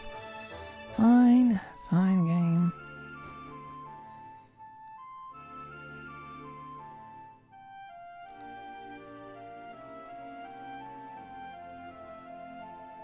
So it seems that huge ship was guided here by those strings of flaming lights. But what does it want? Since it's arrived, it hasn't moved at all. I get the feeling the people on board are just sitting out there, watching us. And if they're not going to come to us, we're just going to have to go to them. We're making preparations now to sail over and have a closer look. Perhaps he's on board that ship. Yes, maybe they picked him up floating out at sea. Hi, dear. It's you. It's such a relief to see you safe and well. If something were to happen to you, too, well, it doesn't bear thinking about. Anyway, now you're back. Would you mind going with Mayor Maid and the others and taking a closer look at that enormous warship? Whoever's on board might know something about your father's whereabouts. It has to be worth asking. You'll do this little thing for your old mum, won't you, Hyde? Yep. That's my boy. Just be careful, you hear? So it seems that huge ship was guided here by those strings of flaming lights. But what does it want? Yeah.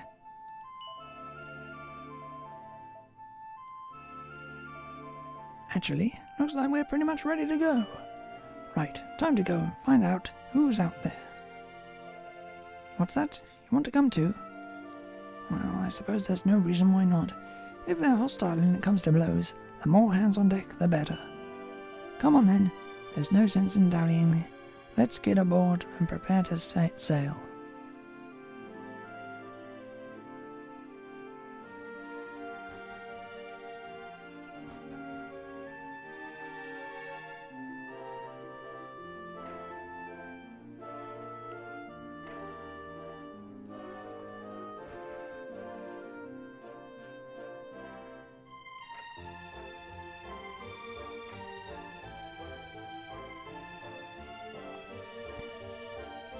Well, looks like we're about ready for the off. Are you all set, Hyde? Yep. Alright then. I'll go up top while we cast off. You stay down here and be ready for action in case we run into trouble.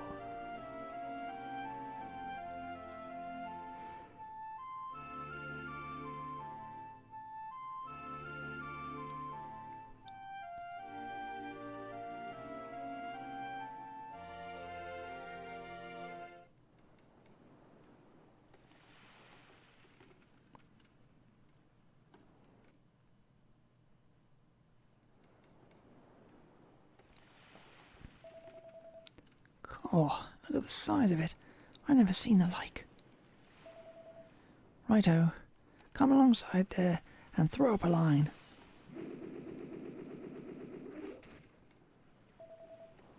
Line secure. Mem Hyde, sir. Alright, Hyde. You go aboard first. Careful now.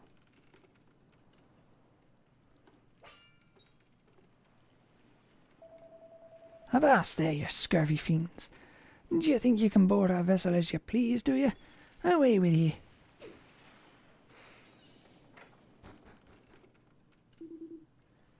What was that noise, shipmate? Monsters, Mr. Tar, sir. The accursed creatures were trying to board the sea dragon. Monsters? But I thought we'd lashed every last fiend in these waters till they could be lashed no more. Let me take a look at them. Ah, you brainless bilge rat. When did you ever see a monster use a rope? that there's a human, curse ye. Lower the lifeboat and bring the poor lubber aboard before he drowns. I'll get to the bridge and tell Captain Sharkeye we've got us some visitors.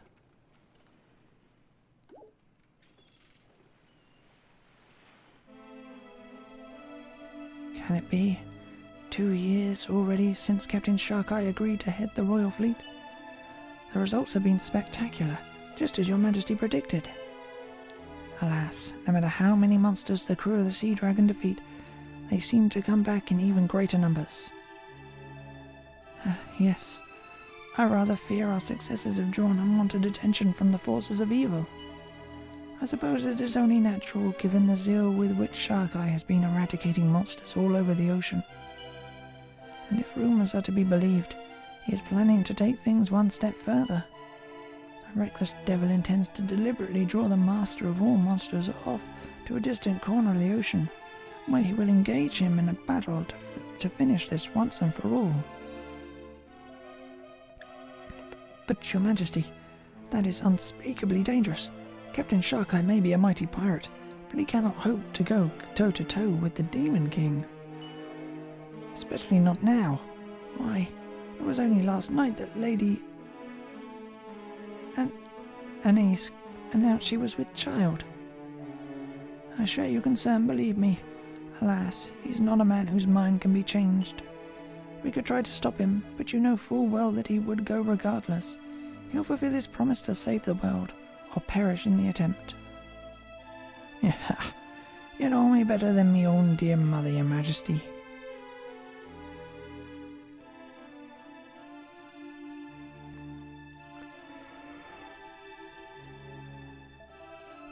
Speak of the devil, and he shall appear. Greetings, Sharkeye. And how fares the beautiful Anise? Thank ye for asking, sire. She's had a rough old night last night, but nothing a hearty breakfast couldn't fix. I see no reason why we can't set sail as planned. Sharkeye, I hope I can consider myself your friend. As such, I am begging you, please don't go to sea tomorrow. The Demon King is not to be trifled with, and if something were to happen to you, then... Your Majesty, please. You understand the situation as well as I do. If naught is done, 'tis only a matter of time before your kingdom gets gobbled up by the darkness. There's no altering my course now. 'Tis set, and that's the end of it. Besides, there's no enemy I've not bested yet. Where there's a will, there's a way. Fear not, sire. I have every intention of sailing back from this voyage with my hull intact. It seems we cannot change your mind. As a friend, it pains me. As a king, it gives me hope. Thank you. You silver-tongued devils, you. I can see why they made you captain in this fair realm. Now listen, we're having ourselves a little shindig on the Sea Dragon this evening to celebrate Anise's news. Be there, or I keelhaul the lot of you.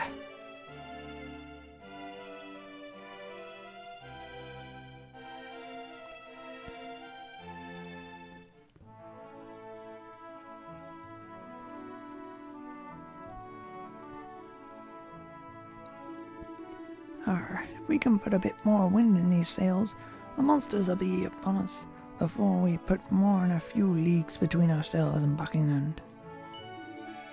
Set a course to the southwest. Avast, rigging time to put an end to your daydreaming. And get to work. Send all expert except the fighting men below decks. Aye aye, Master Tar.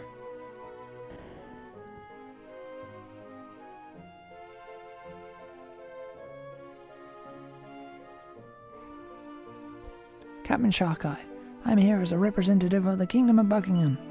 Myself and my men wish to fight alongside you in your final battle, and we will not take no for an answer. If there's one thing I've learned these past few years, it's that you Buckingham boys are a stubborn bunch. You're all come along on this voyage, though I've an idea you'll be regretting your pig-headedness before our journey's through. Truth is, we've little hope of victory in the battle ahead. After all, the Demon King possesses a power beyond our reckoning. But even should he best us, we'll not go down without landing a broadside or two. We can but try, and if you Buckingham boys are of a mind to join us on the road to hell, far be it from me to stop ye. We've nothing to fear, Captain. The water spirit will see that we don't perish. We'll send those monsters to Davy Jones' locker, and you'll be back in Buckingham at Lady Ennis's side in no time. Arr, that's the spirit, shipmate. Now, I'd best be going above and casting the weather eye over the waves.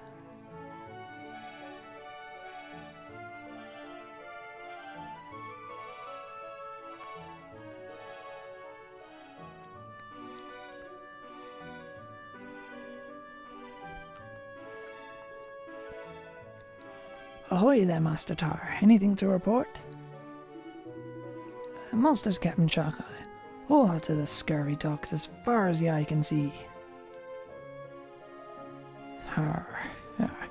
Just as I predicted. Let's hope the Demon King himself soon shows his filthy pizzog. Aye, Captain. We're right beside you all the way, and ready for anything. There's not a man among us who'd go back on the oath we swore. The spirit marked ye, Captain. She marked ye out for greatness. Tar, lad. The mark upon my skin. 'Tain't complete. 'Tis but a portion of the full sign of the water spirit. We may yet find that the power of the sea ain't mine to command. But even should it prove to be so, I'll lead my men to a glorious end. We'll throw mud in that demonic dog's eyes before we go. I'll see to that.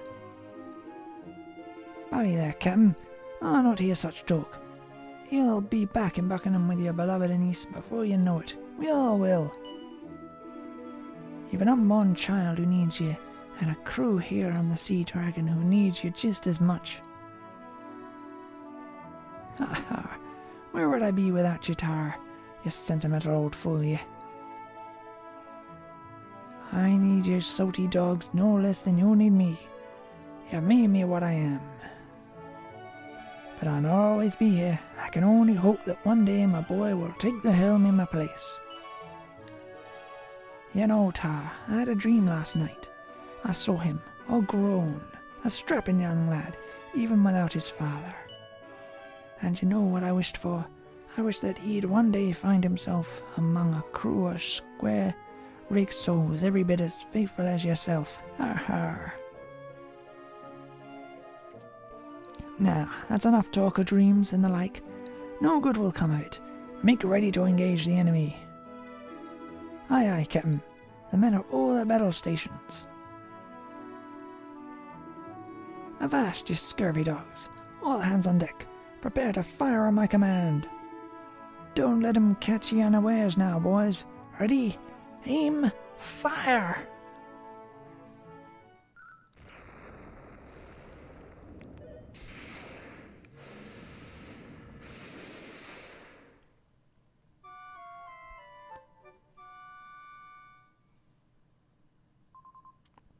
Hyde. Wake up, Hyde. I said, wake up, lazybones. Honestly.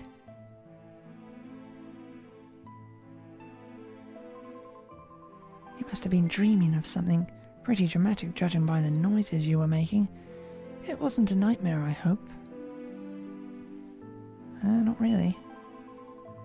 Well, I'll tell you what's a real nightmare. The people on this ship. Can you believe they threw you into the sea like that? Still, at least they dragged you out again and gave you a cabin to dry out in. I suppose they can't be all that bad.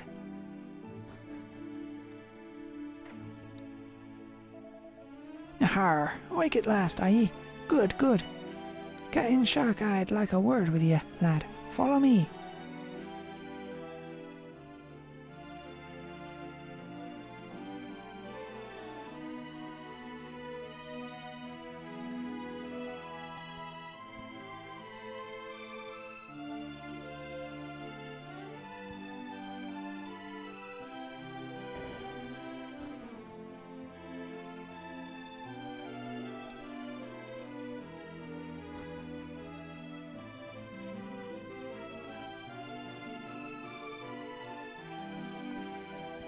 Captain Sharkeye, I brought you Hyde and his crew as requested. Very good, Master Regan. Now back to your post. Aye, aye, Captain.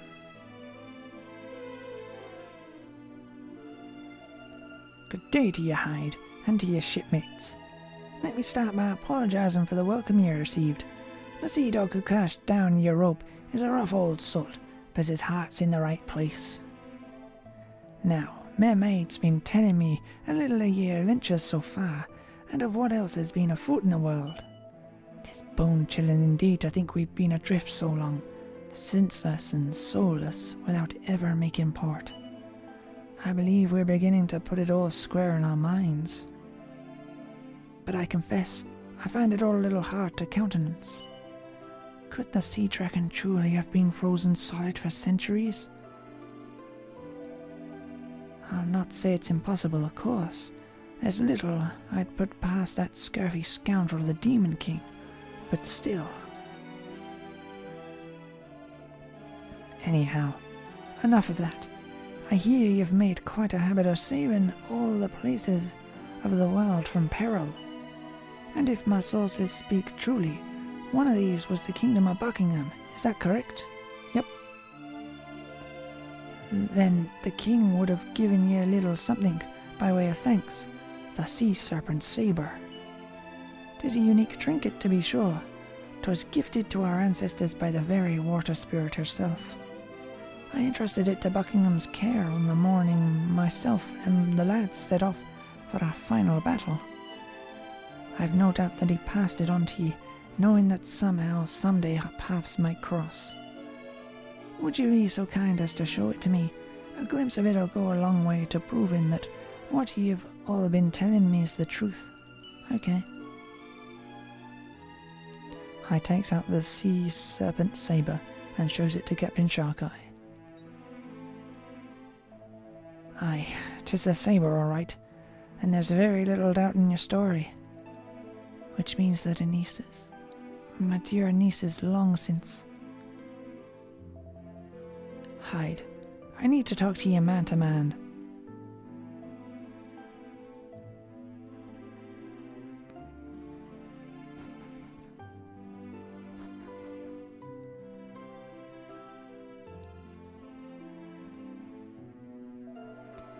It seems we know now what brought us this far. The question is, what caused a chart from here on out? How to escape these dark doldrums in which we find ourselves becalmed. 'Tain't all doom and gloom, of course. We're no longer frozen solid, for one thing. If only we'd not been encased in that accursed ice for so damned long. I'll not be meeting my niece again any time soon. Do me a favour, Hyde. Hold the sabre aloft again, will you? Hyde holds the sea serpent sabre out for Sharkeye to look at. But he's not looking at the sword. He's looking at Hyde's arm. Just as I thought. That mark you bear, lad. 'Tis the watermark, of that there's no doubt. Which can mean only one thing. You're...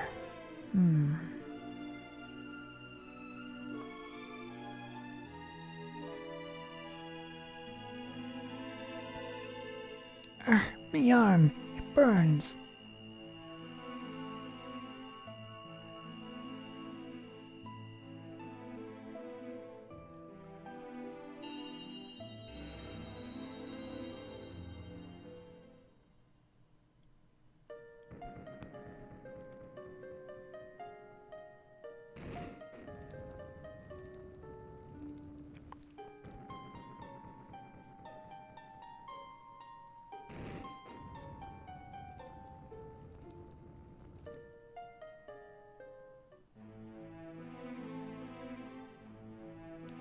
Hear me, you who are the last hope of the Almighty.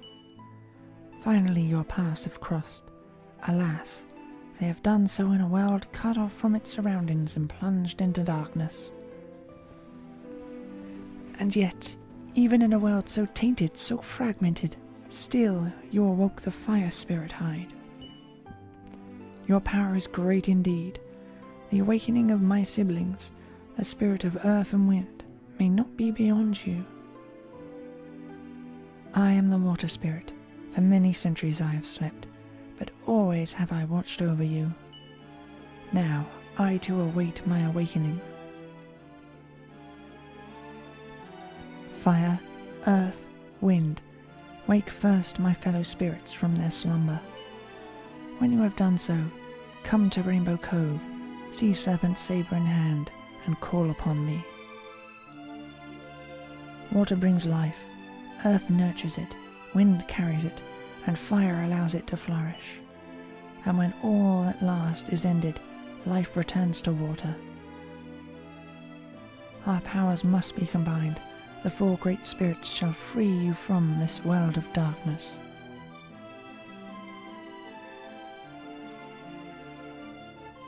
I am the water spirit, and I await my awakening here, deep beneath the ocean waves.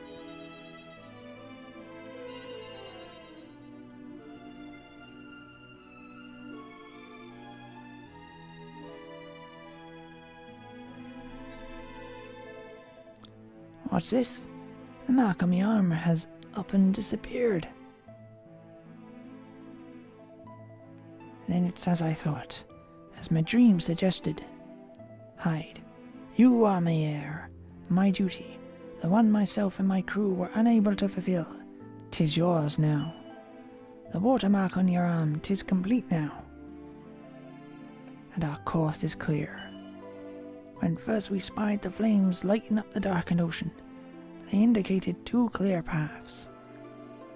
The first and brightest led us to the Isle of Eastart and to you, lad. The other, well, we don't yet know where it leads, but I bet my last doubloon that sailing that way be worth our while. There's no time to waste. We must weigh anchor and set sail for seas unknown. We'll turn the ship about and plot a new course. You and your friends get below and rest up. We've work ahead of us.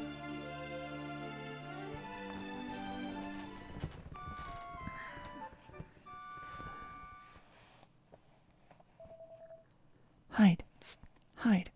Rise and shine, lad. A very fine morning to you, shipmates.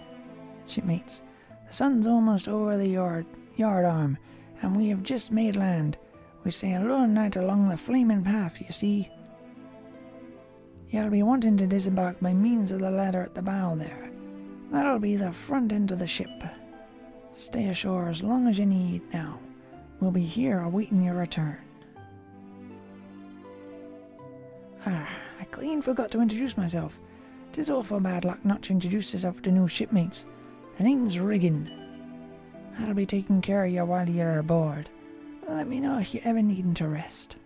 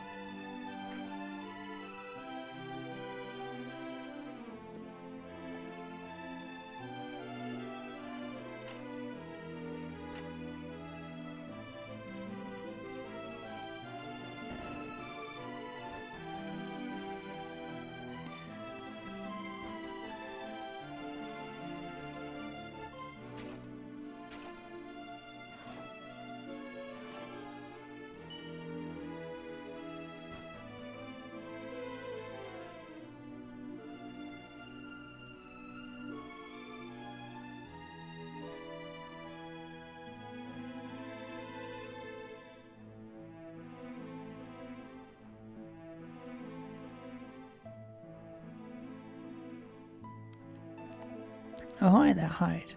'Tis good to see you, lad. Now, I should have told you this a little earlier, but me and my ship already weighed anchor and set sail back to Pilchard Bay. We made sure he was happy he'd be in safe hands, of course. Now, will you be going ashore a while? Yep. Off you go then. We'll be awaiting your return.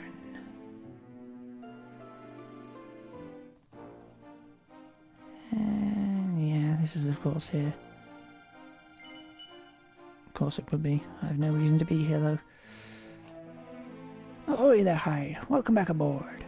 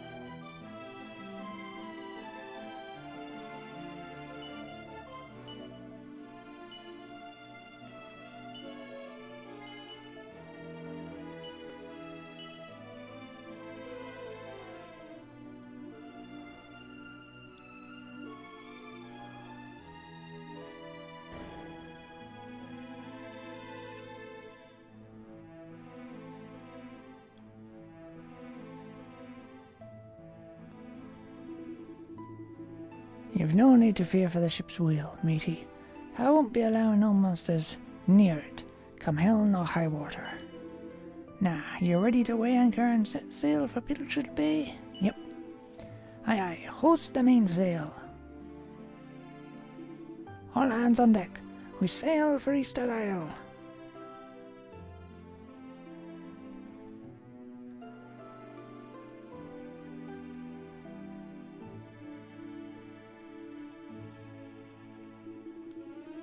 You've made land, shipmates. Now give me the word when you're ready to set sail once more.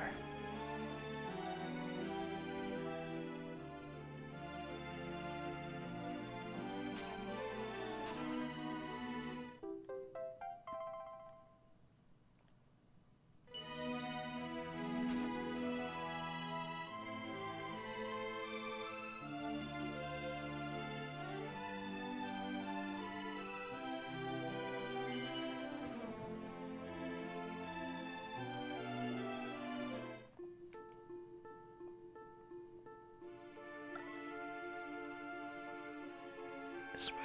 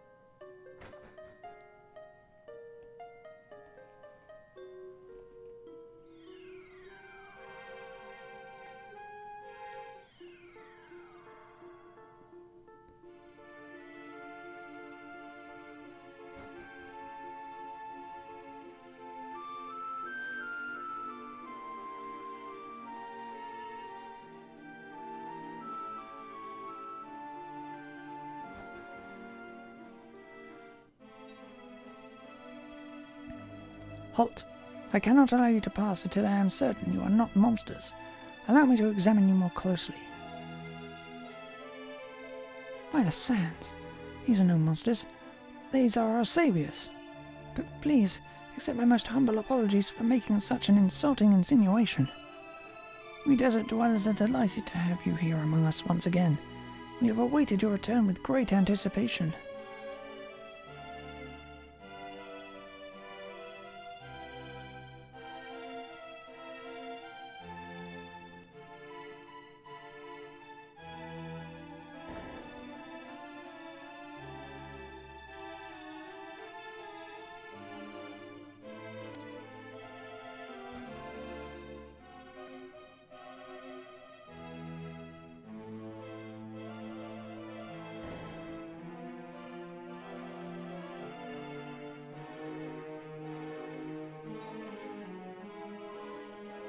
By the sands, the saviors of the sands, it is an honor to have you here among us once again.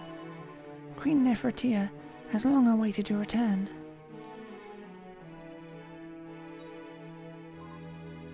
Good gracious!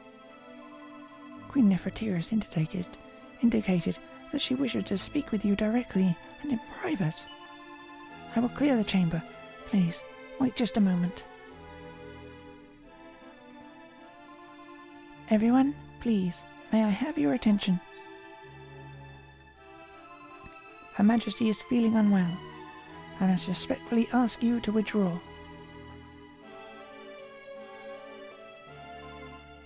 We too will take our leave. We will return when your discussions have been concluded.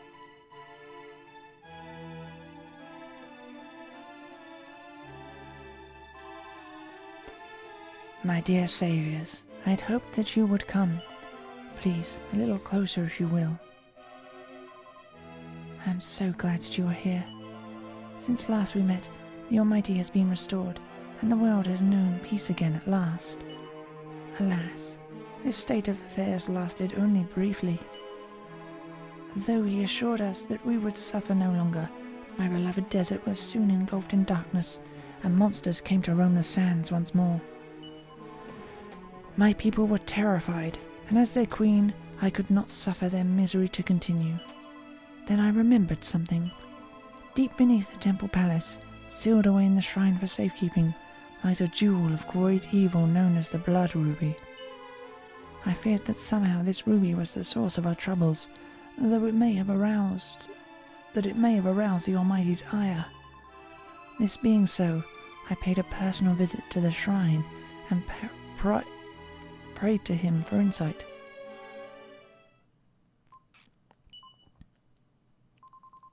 My dear saviors, what I am about to tell you may prove hard to believe. Do you promise to trust me? Sure. Forgive me. It is not you who must believe. It is I. The Almighty answered my plea. I heard his voice. It was sinister, unsettling. So, that is where it was hiding. Then it happened, almost without warning. Monsters swarmed into the shrine, as if from nowhere, and stole away with the ruby. I have not told my people of this. I cannot. The Almighty, in whom they have put so much faith, He is. Dear saviors, the Almighty took from you a jewel of the same kind, did he not? Yep. I had heard that this was so. What could it mean?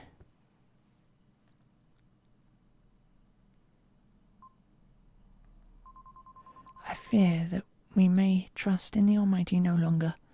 This being so, I can think of only one way to save my beloved kingdom.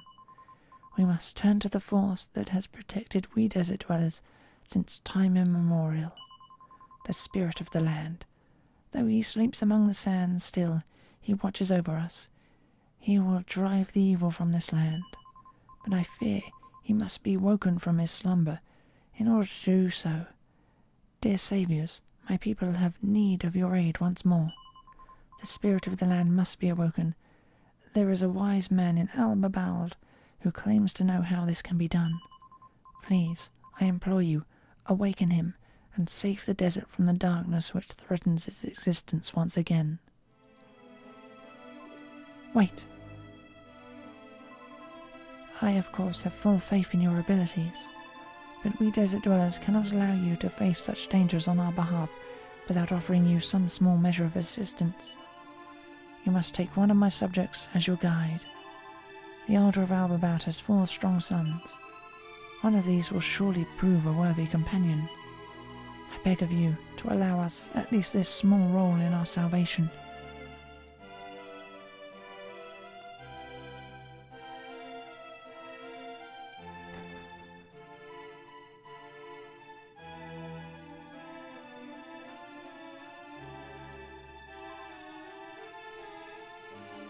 Meh.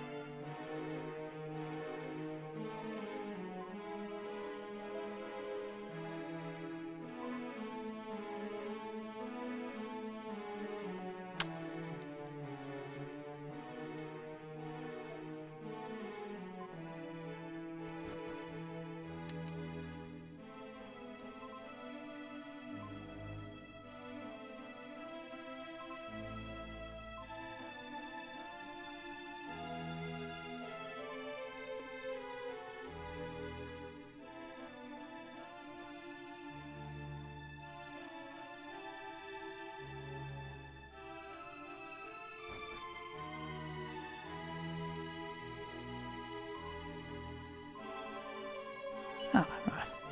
Pressing the wrong button. Okay. Feel stupid.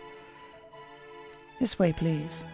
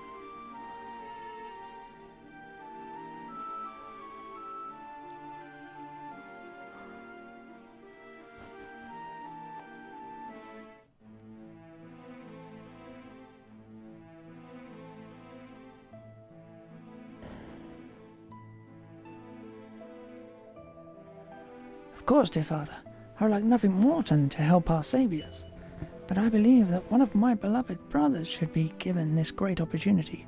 I will gladly step aside to give them their chance. This is a fine attitude for an elder son to have, but what do my other sons think? Father, it goes without saying that I am the strongest of your sons. However, I feel it would be selfish of me to deny my brothers this opportunity. After all, if they are permitted to work alongside their saviours, perhaps one day they will grow to be as mighty as me. What about you, my boy? As the wisest of your sons, it would be very foolish indeed of you to allow me to leave the village. I am needed here. You must choose one of our other 2 to go on this little adventure.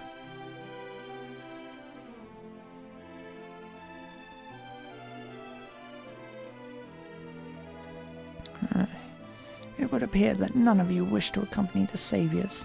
Am I correct? Well, no, It's not that, father. Of course I wish to. It is simply that,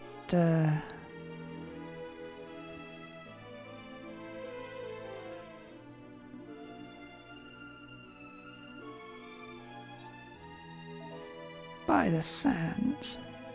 Beloved saviours, Queen Neferta sent word of your coming. I will be more than happy for you to select any of my sons to accompany you on your journey.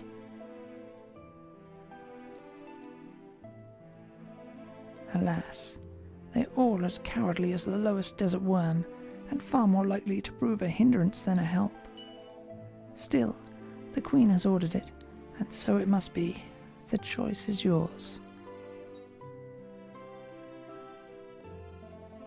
Ugh, my stomach. What are these terrible pains? And why must they come now, when I am so desperate to assist our saviors? Oh, my head, my beautiful head. Why must such pain afflict me now? I would like nothing more than to accompany our saviors, but alas, I fear the pain is too much. My body hurts. Yes, all of it. If only I were not in so much pain.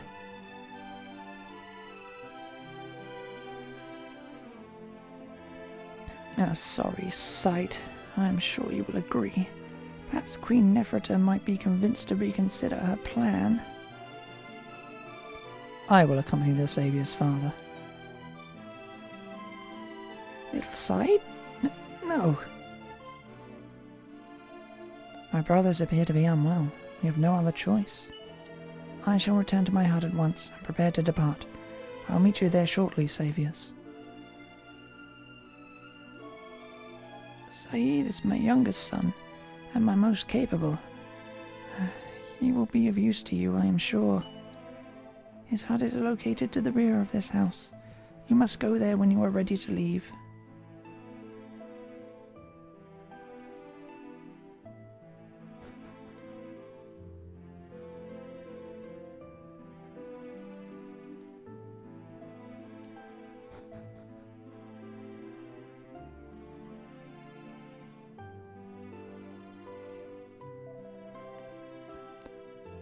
Now, my best beloveds, you must promise not to leave this room until my return.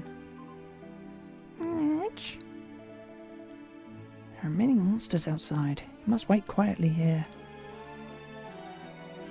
Very well, honoured saviors. Let us... I'm sorry, but it is cumbersome to always refer to you by such a term. Can you tell me your names, please? Hyde introduces everyone to Saeed. Thank you. I'm Saeed, as you know. Now come, Hyde. The wise man we seek is to be found inside the large urn in the centre of the village. I hope I will not prove too much of a burden to you.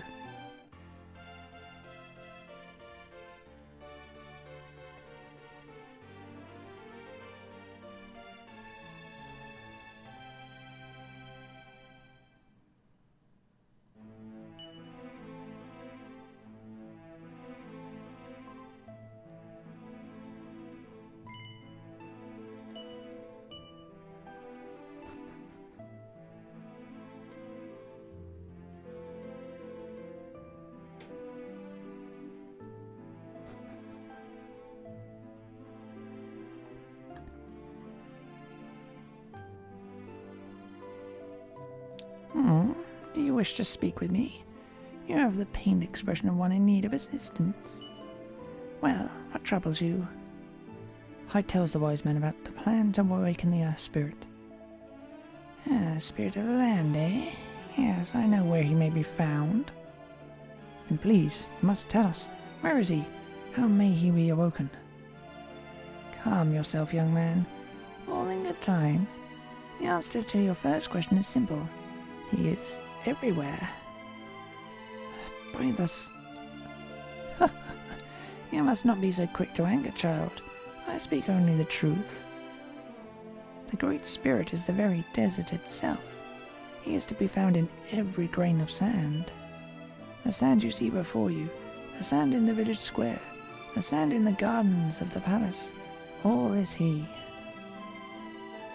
This is what we mean when we talk of the spirit of the land. Now, as to your second question, you wish to awaken him, yes? Yep.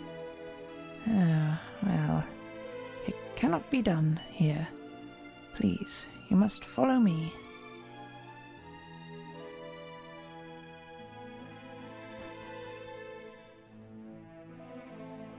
As I have said, the The spirit of the land is everywhere, but in order for him to take on a recognizable form, a ritual must be performed.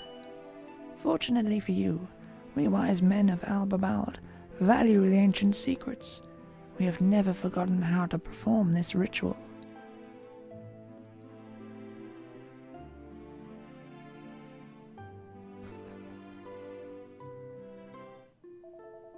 The Great Spirit's form must be depicted on the unsullied sands. Only then will he awaken from his slumber.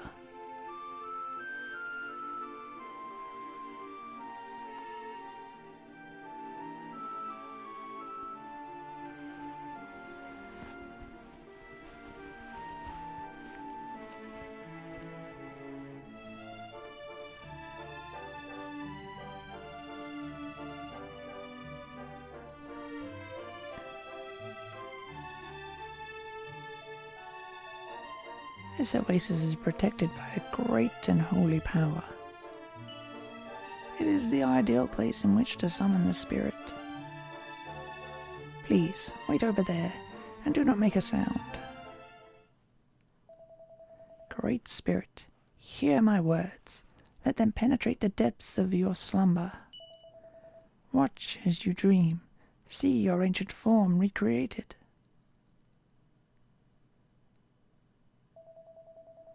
Honored sleeper of the sands, you who are stronger than any monster, wiser than any king.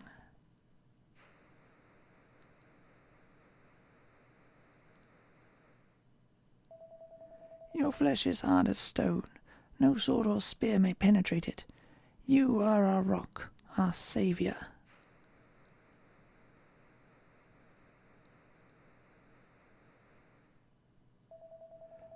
These are your legs, stouter than the columns of the temple palace. This is your back, broader than the vast desert itself.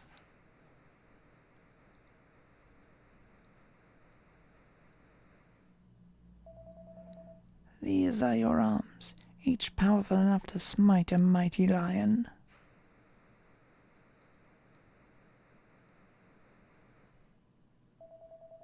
These are your hands, large enough to stem the flow of Mother Nile itself.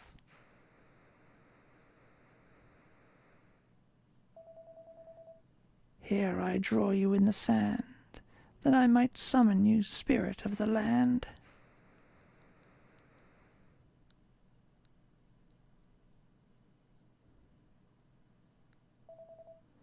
Now finally I add your face that... Curses! Senile old fool that I am, I have forgotten how the Great Spirit's face must be depicted. And we were so close. Only the face remained, and he would have come before us. This is most troubling. We cannot awaken the spirit if the wise man's memory continues to fail him. Perhaps my father knows something of how the face must be drawn.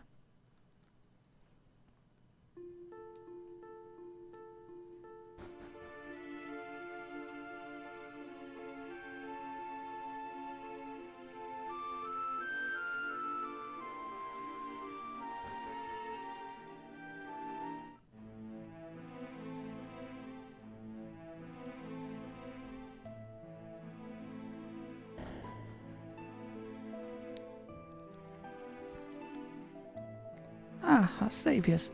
How goes your quest to revive the Great Spirit? His face? I'm sorry, I have no idea. Perhaps you might find a clue in the shrine beneath the temple palace. But the shrine has been sealed away since the monsters attacked. And I was certain that that was the answer. My apologies. I fear I have not been very helpful.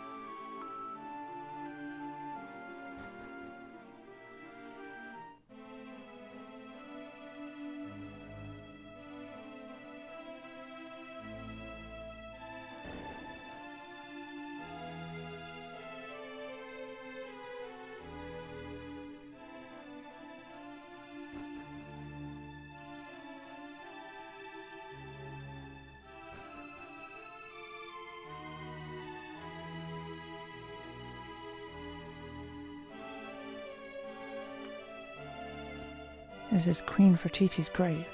She ruled over the desert during its darkest hour and overcame the greatest threat these sands have ever faced. She has been at peace for centuries now.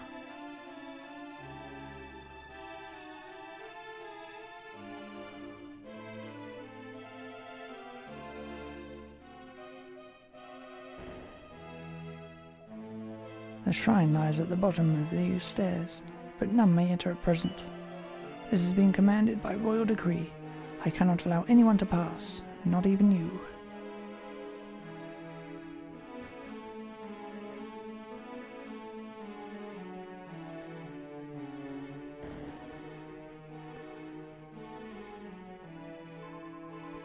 My dear saviors, you appear to be troubled. How goes your quest to awaken the Great Spirit? Hyde tells the Queen about everything that's happened. So the Great Spirit cannot be awoken until the correct means of depicting his face is discovered. Alas, knowledge of the ancient rituals has grown scarce with the passing of time. But some vestige still remains in the shrine beneath the palace.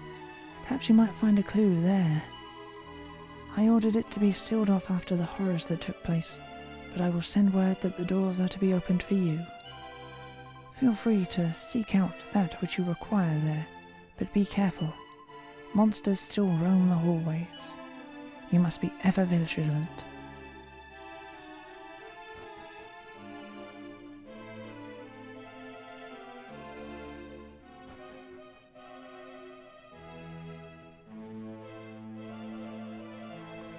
I have received word from the Queen that you are to be allowed to pass. Please go through, but be careful.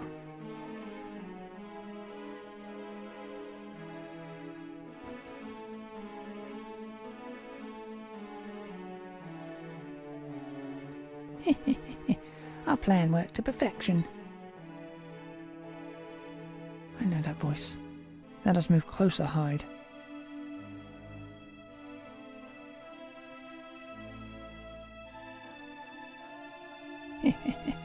What wonders a bribe or two can work.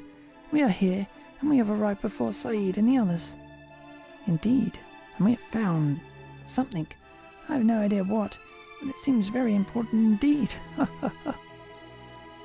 And despite what we were told, there are no monsters here. How lucky are we? They appear to be enjoying themselves. Let us move closer, Hyde.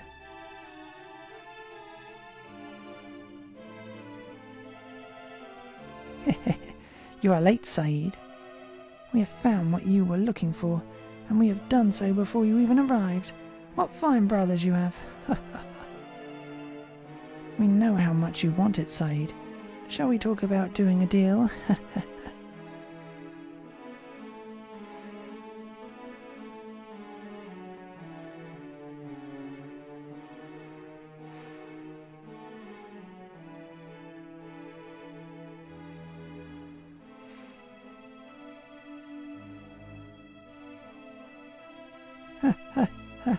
Huh? Hey! Eek! Oh my! Monsters, help us!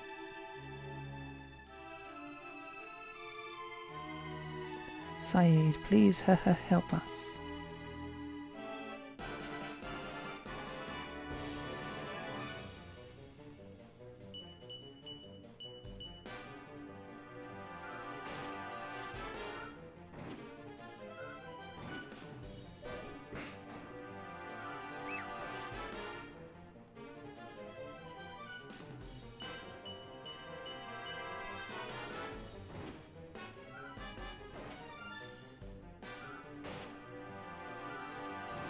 Oh, just die already.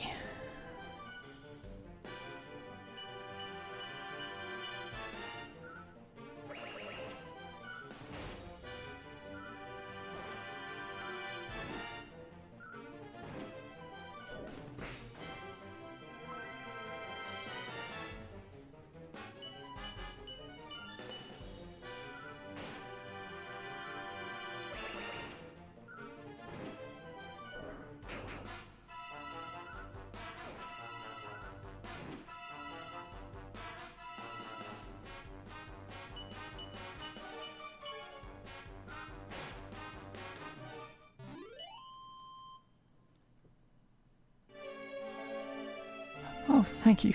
You saved me. Thank you, Saeed, and your friends. And you saved me before the other two.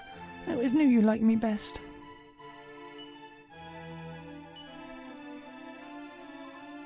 Meh. Blah, blah, blah.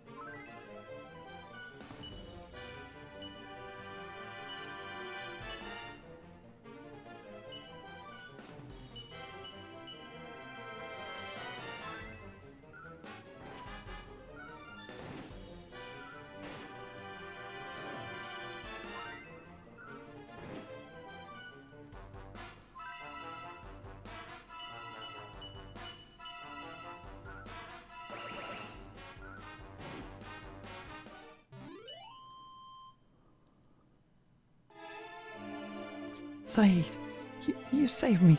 Oh, thank you, and your friends. You even rescued our other, weaker brother before me, safe in the knowledge I was strong enough to hold the monsters off. But you could not leave me until last, because the thought of losing me was too much. I completely understand.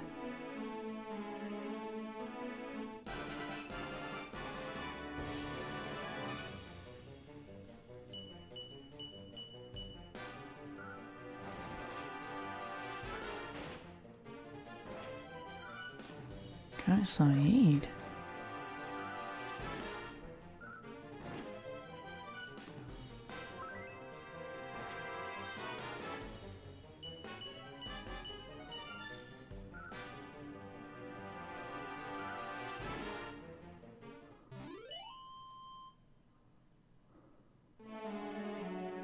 By the sands, I've never been so frightened. Thank you, Saeed. Thank you all.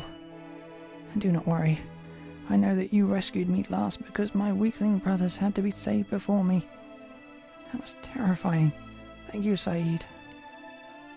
And thank you too, honoured saviors. We could have dealt with those monsters ourselves, of course, but it is sometimes nice to allow our little brother a moment of glory.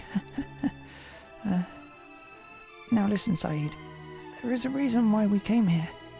We came to help you in your search for the thing that will save the desert, and we found it for you too.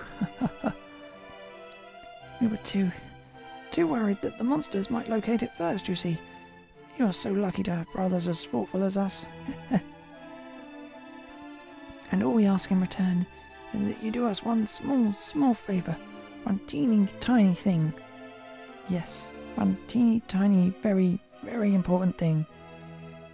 You must promise that you will never, ever, under any circumstances whatsoever, agree to become the Elder of Babald. Swear that you will leave the job for us, and we will give you what you want. Well?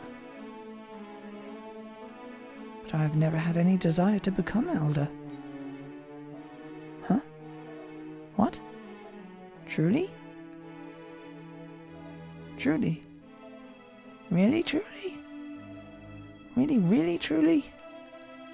If you're lying, we will set your pantaloons on fire. Desert dwellers are forbidden to lie, you know that. By the sands. Then what have we...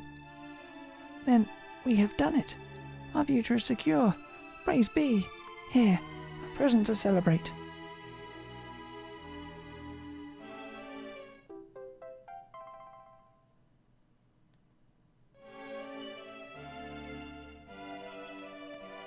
We searched every corner of the shrine, but this was all that we found. The monsters must have taken everything else. Anyway, we will leave the saving of the day up to you now. We will take care of things back in Babald. Nothing will go wrong in your absence. You will see.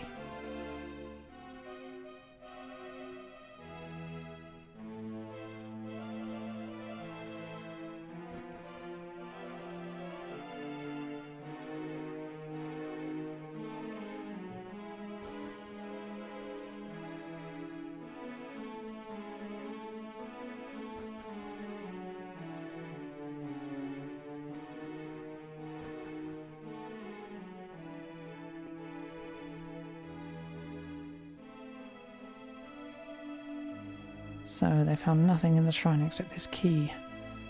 I cannot imagine why such an object might have to do with the awakening of the spirit of the land. Let us show it to Queen Neferta. Hyde, perhaps she will be able to shed some light on the subject.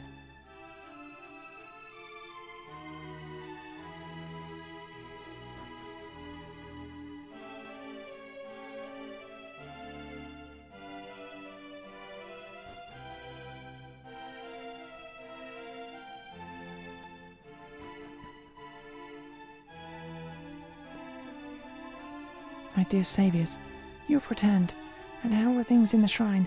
I hope that... Wait, that key. It is the royal key, ancient heirloom of my line. This great treasure is one of the 2 priceless gifts that King Hadid is said to have bequeathed to the desert. The other being the legend of the saviors, of course. The tales passed down from one monarch to another tell that it is to be used to open a sealed door within the likeness of the Great Spirit, but only when the time is right. And now you have been guided to it, almost as if by the hand of King Hadid himself. The time is surely upon us. You must go to the likeness and open the door.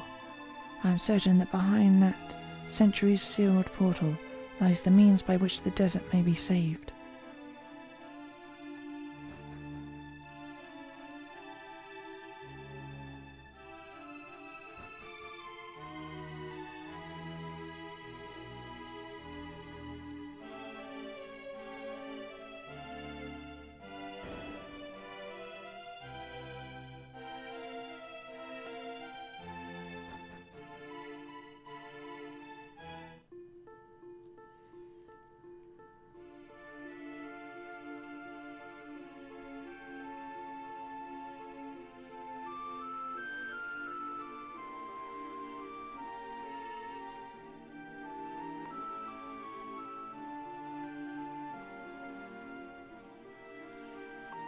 Alright, how much do we usually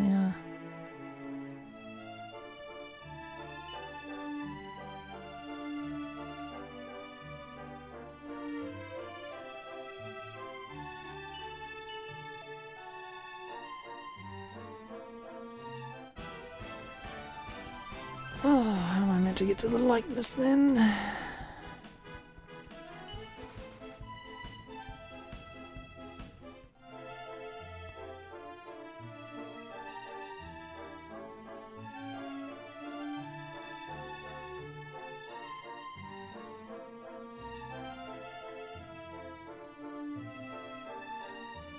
Well, come to think of it, I do have one idea.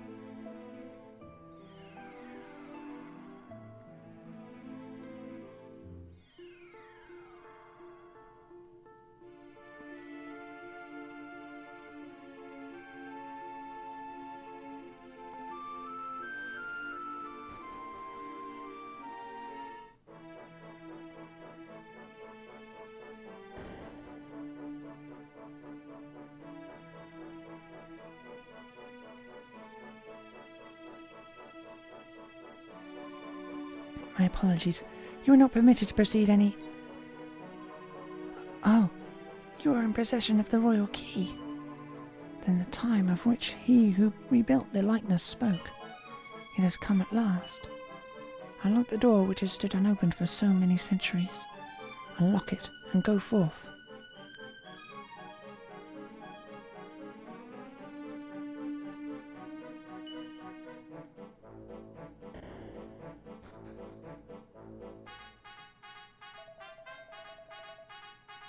Hide. The carvings on the slabs of the floor. They must surely be of significance. We must examine them more closely.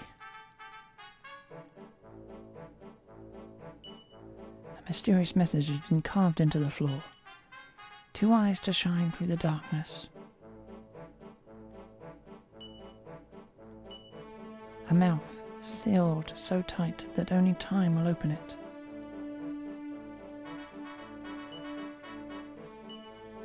Two ears born from the same heart.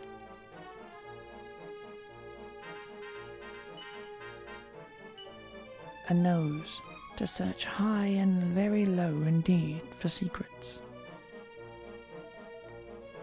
Intriguing. I must note down these words. There, I've recorded the details of all the inscriptions. If you wish to be reminded of them, you need only ask. Come, we must continue on our way.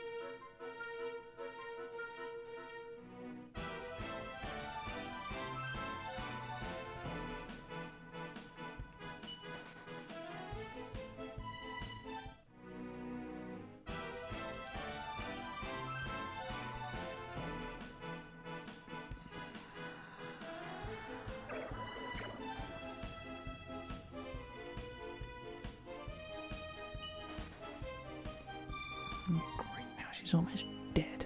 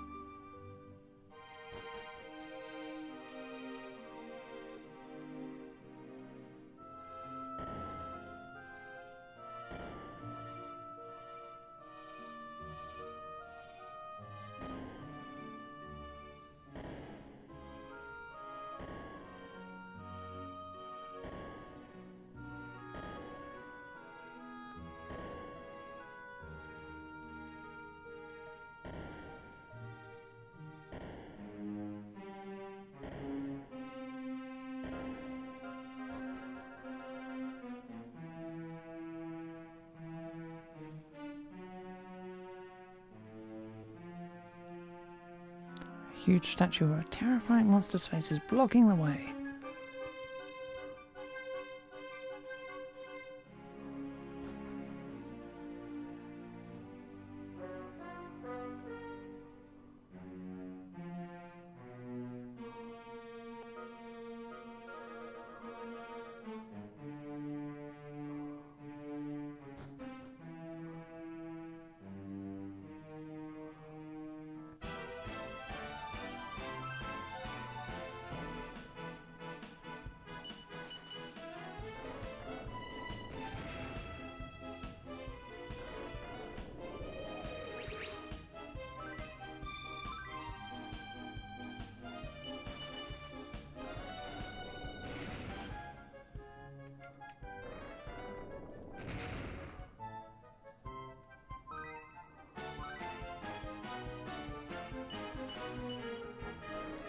Let me frickin' flee now!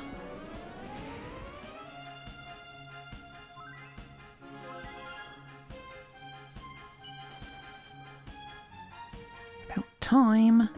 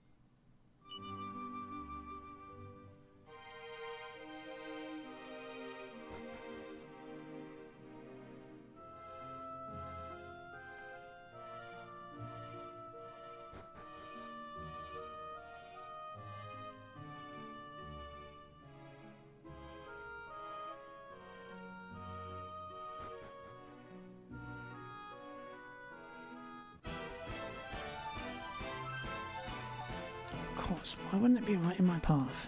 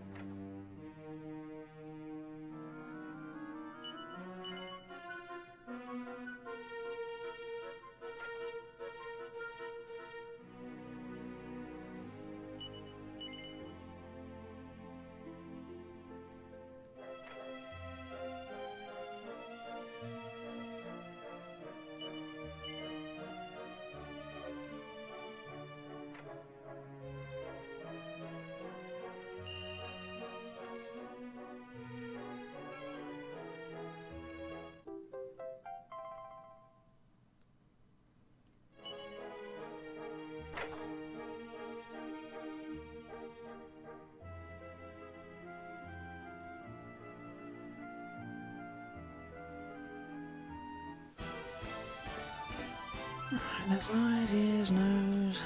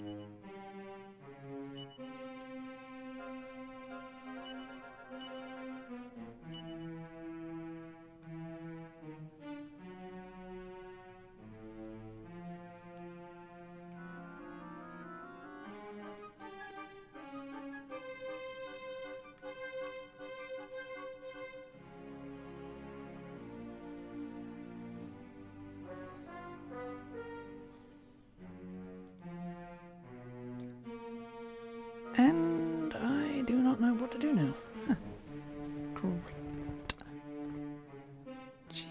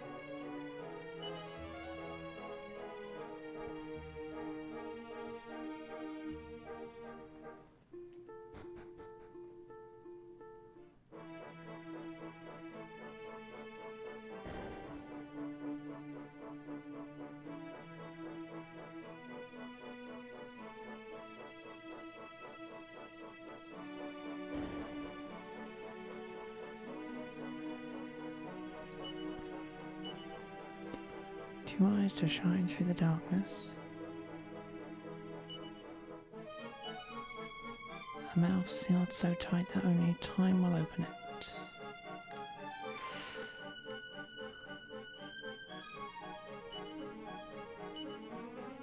Two ears born from the same heart. A nose to search high and low, indeed for secrets.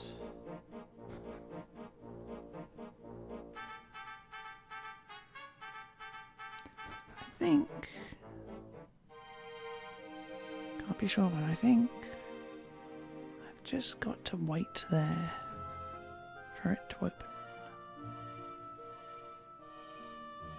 So I'm going to go back to it and stand around for a while.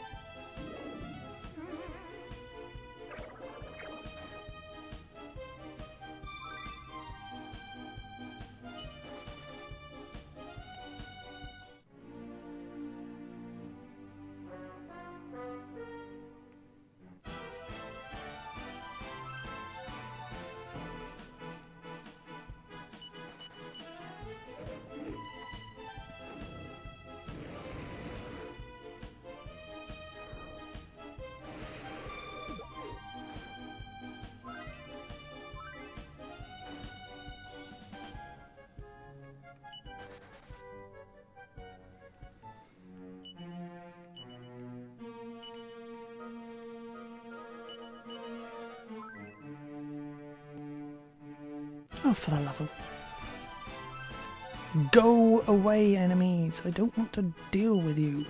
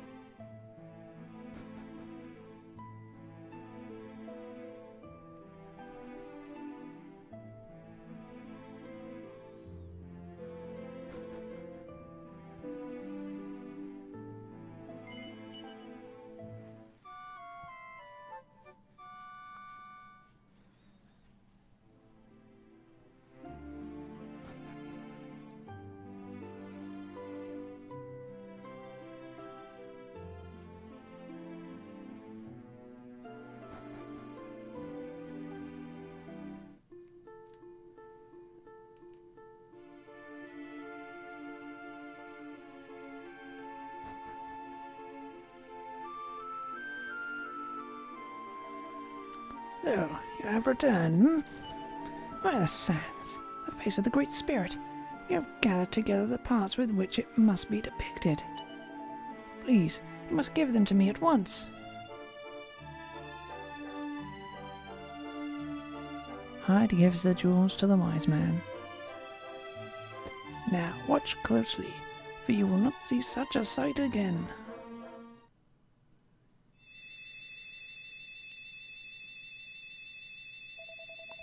Spirit of the land, sleeper of the sands, the time has come. Here is your depiction, here is your invitation, here is your... Here's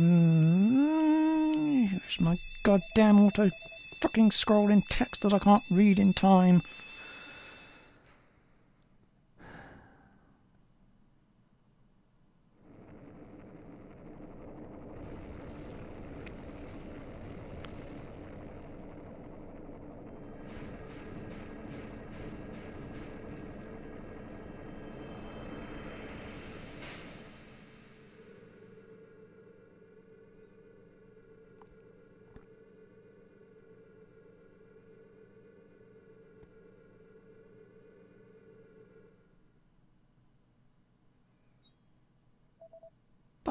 sands. This is... Who dares rouse me from my slumber of so many years? So it was you who recited the incantation, you who reassembled my scattered form. You've shown wisdom and courage in abundance. In return, I shall grant any wish that you so choose. What is it that you desire? What would you have me do? Speak! Hyde tells the Earth Spirit about everything that's happened. So, you have need of we spirits, and the world has need of you. Very well, but first, I must see to it that my people are protected.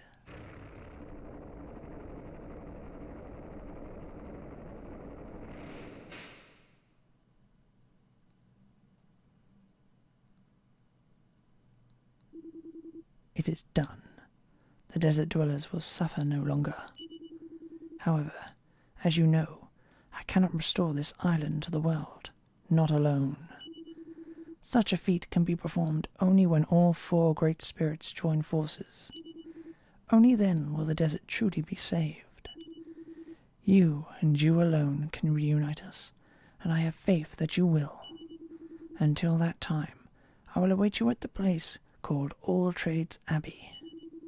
If you require my assistance before then, you must make use of this.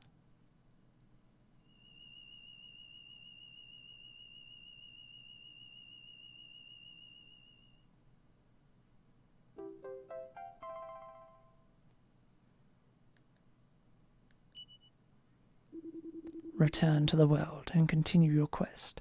Your work here is done. The desert dwellers are under my protection now. Go forth, and do not fail us.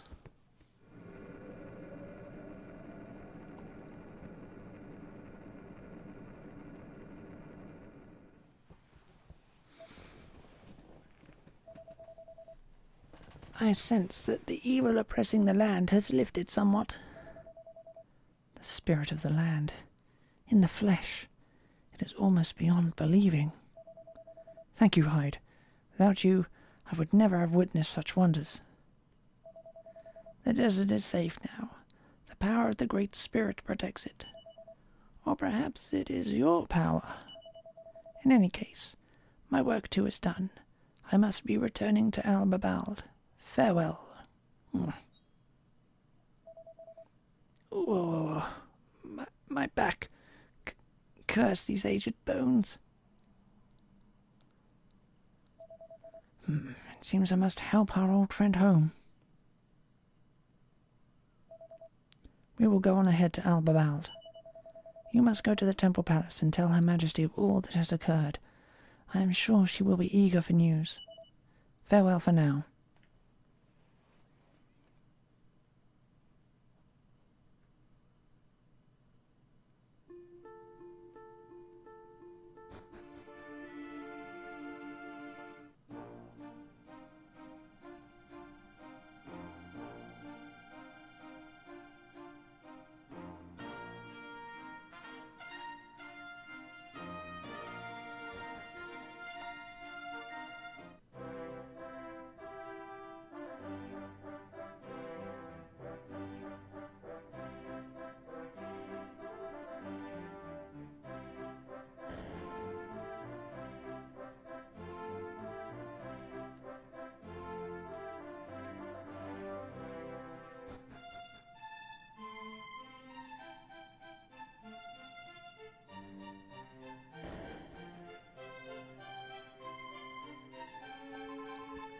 It is a great relief to see you safe and well, and you were able to awaken the spirit of the land from his slumber. Praise be to the saviours of the sands. Your efforts on our behalf have driven the monstrous hordes from the palace, and this, of course, is not the first time. We desert dwellers owe you our very existence. On behalf of all of us, of this generation and all those that came before it, I offer you our undying thanks. Alas, our ordeal is not over yet. Not all the monsters have been driven out, and the desert remains shrouded in darkness. It seems that even the spirit of the land's great powers will not suffice to save us, at least not alone. We face a powerful evil indeed. But you mean to confront it nonetheless, do you not? I fear I can do little to assist you, save pray for your success. But pray I shall, each and every moment of each and every day. As well as will all here in the Temple Palace and all in Al-Babald. We look forward to welcoming you next time as saviors not just of the desert, but of the world.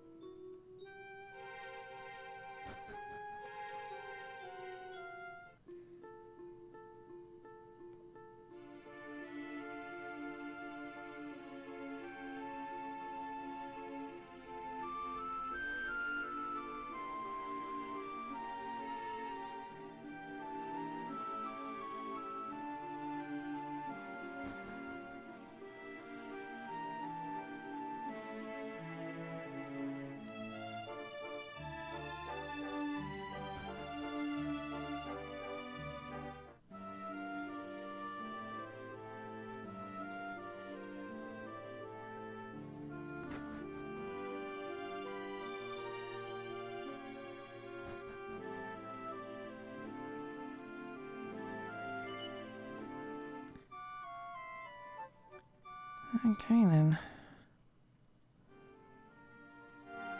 Barring any unforeseen circumstances, tomorrow I'll awaken the wind and water spirits and finish the game. Of course, that's barring anything bad happening.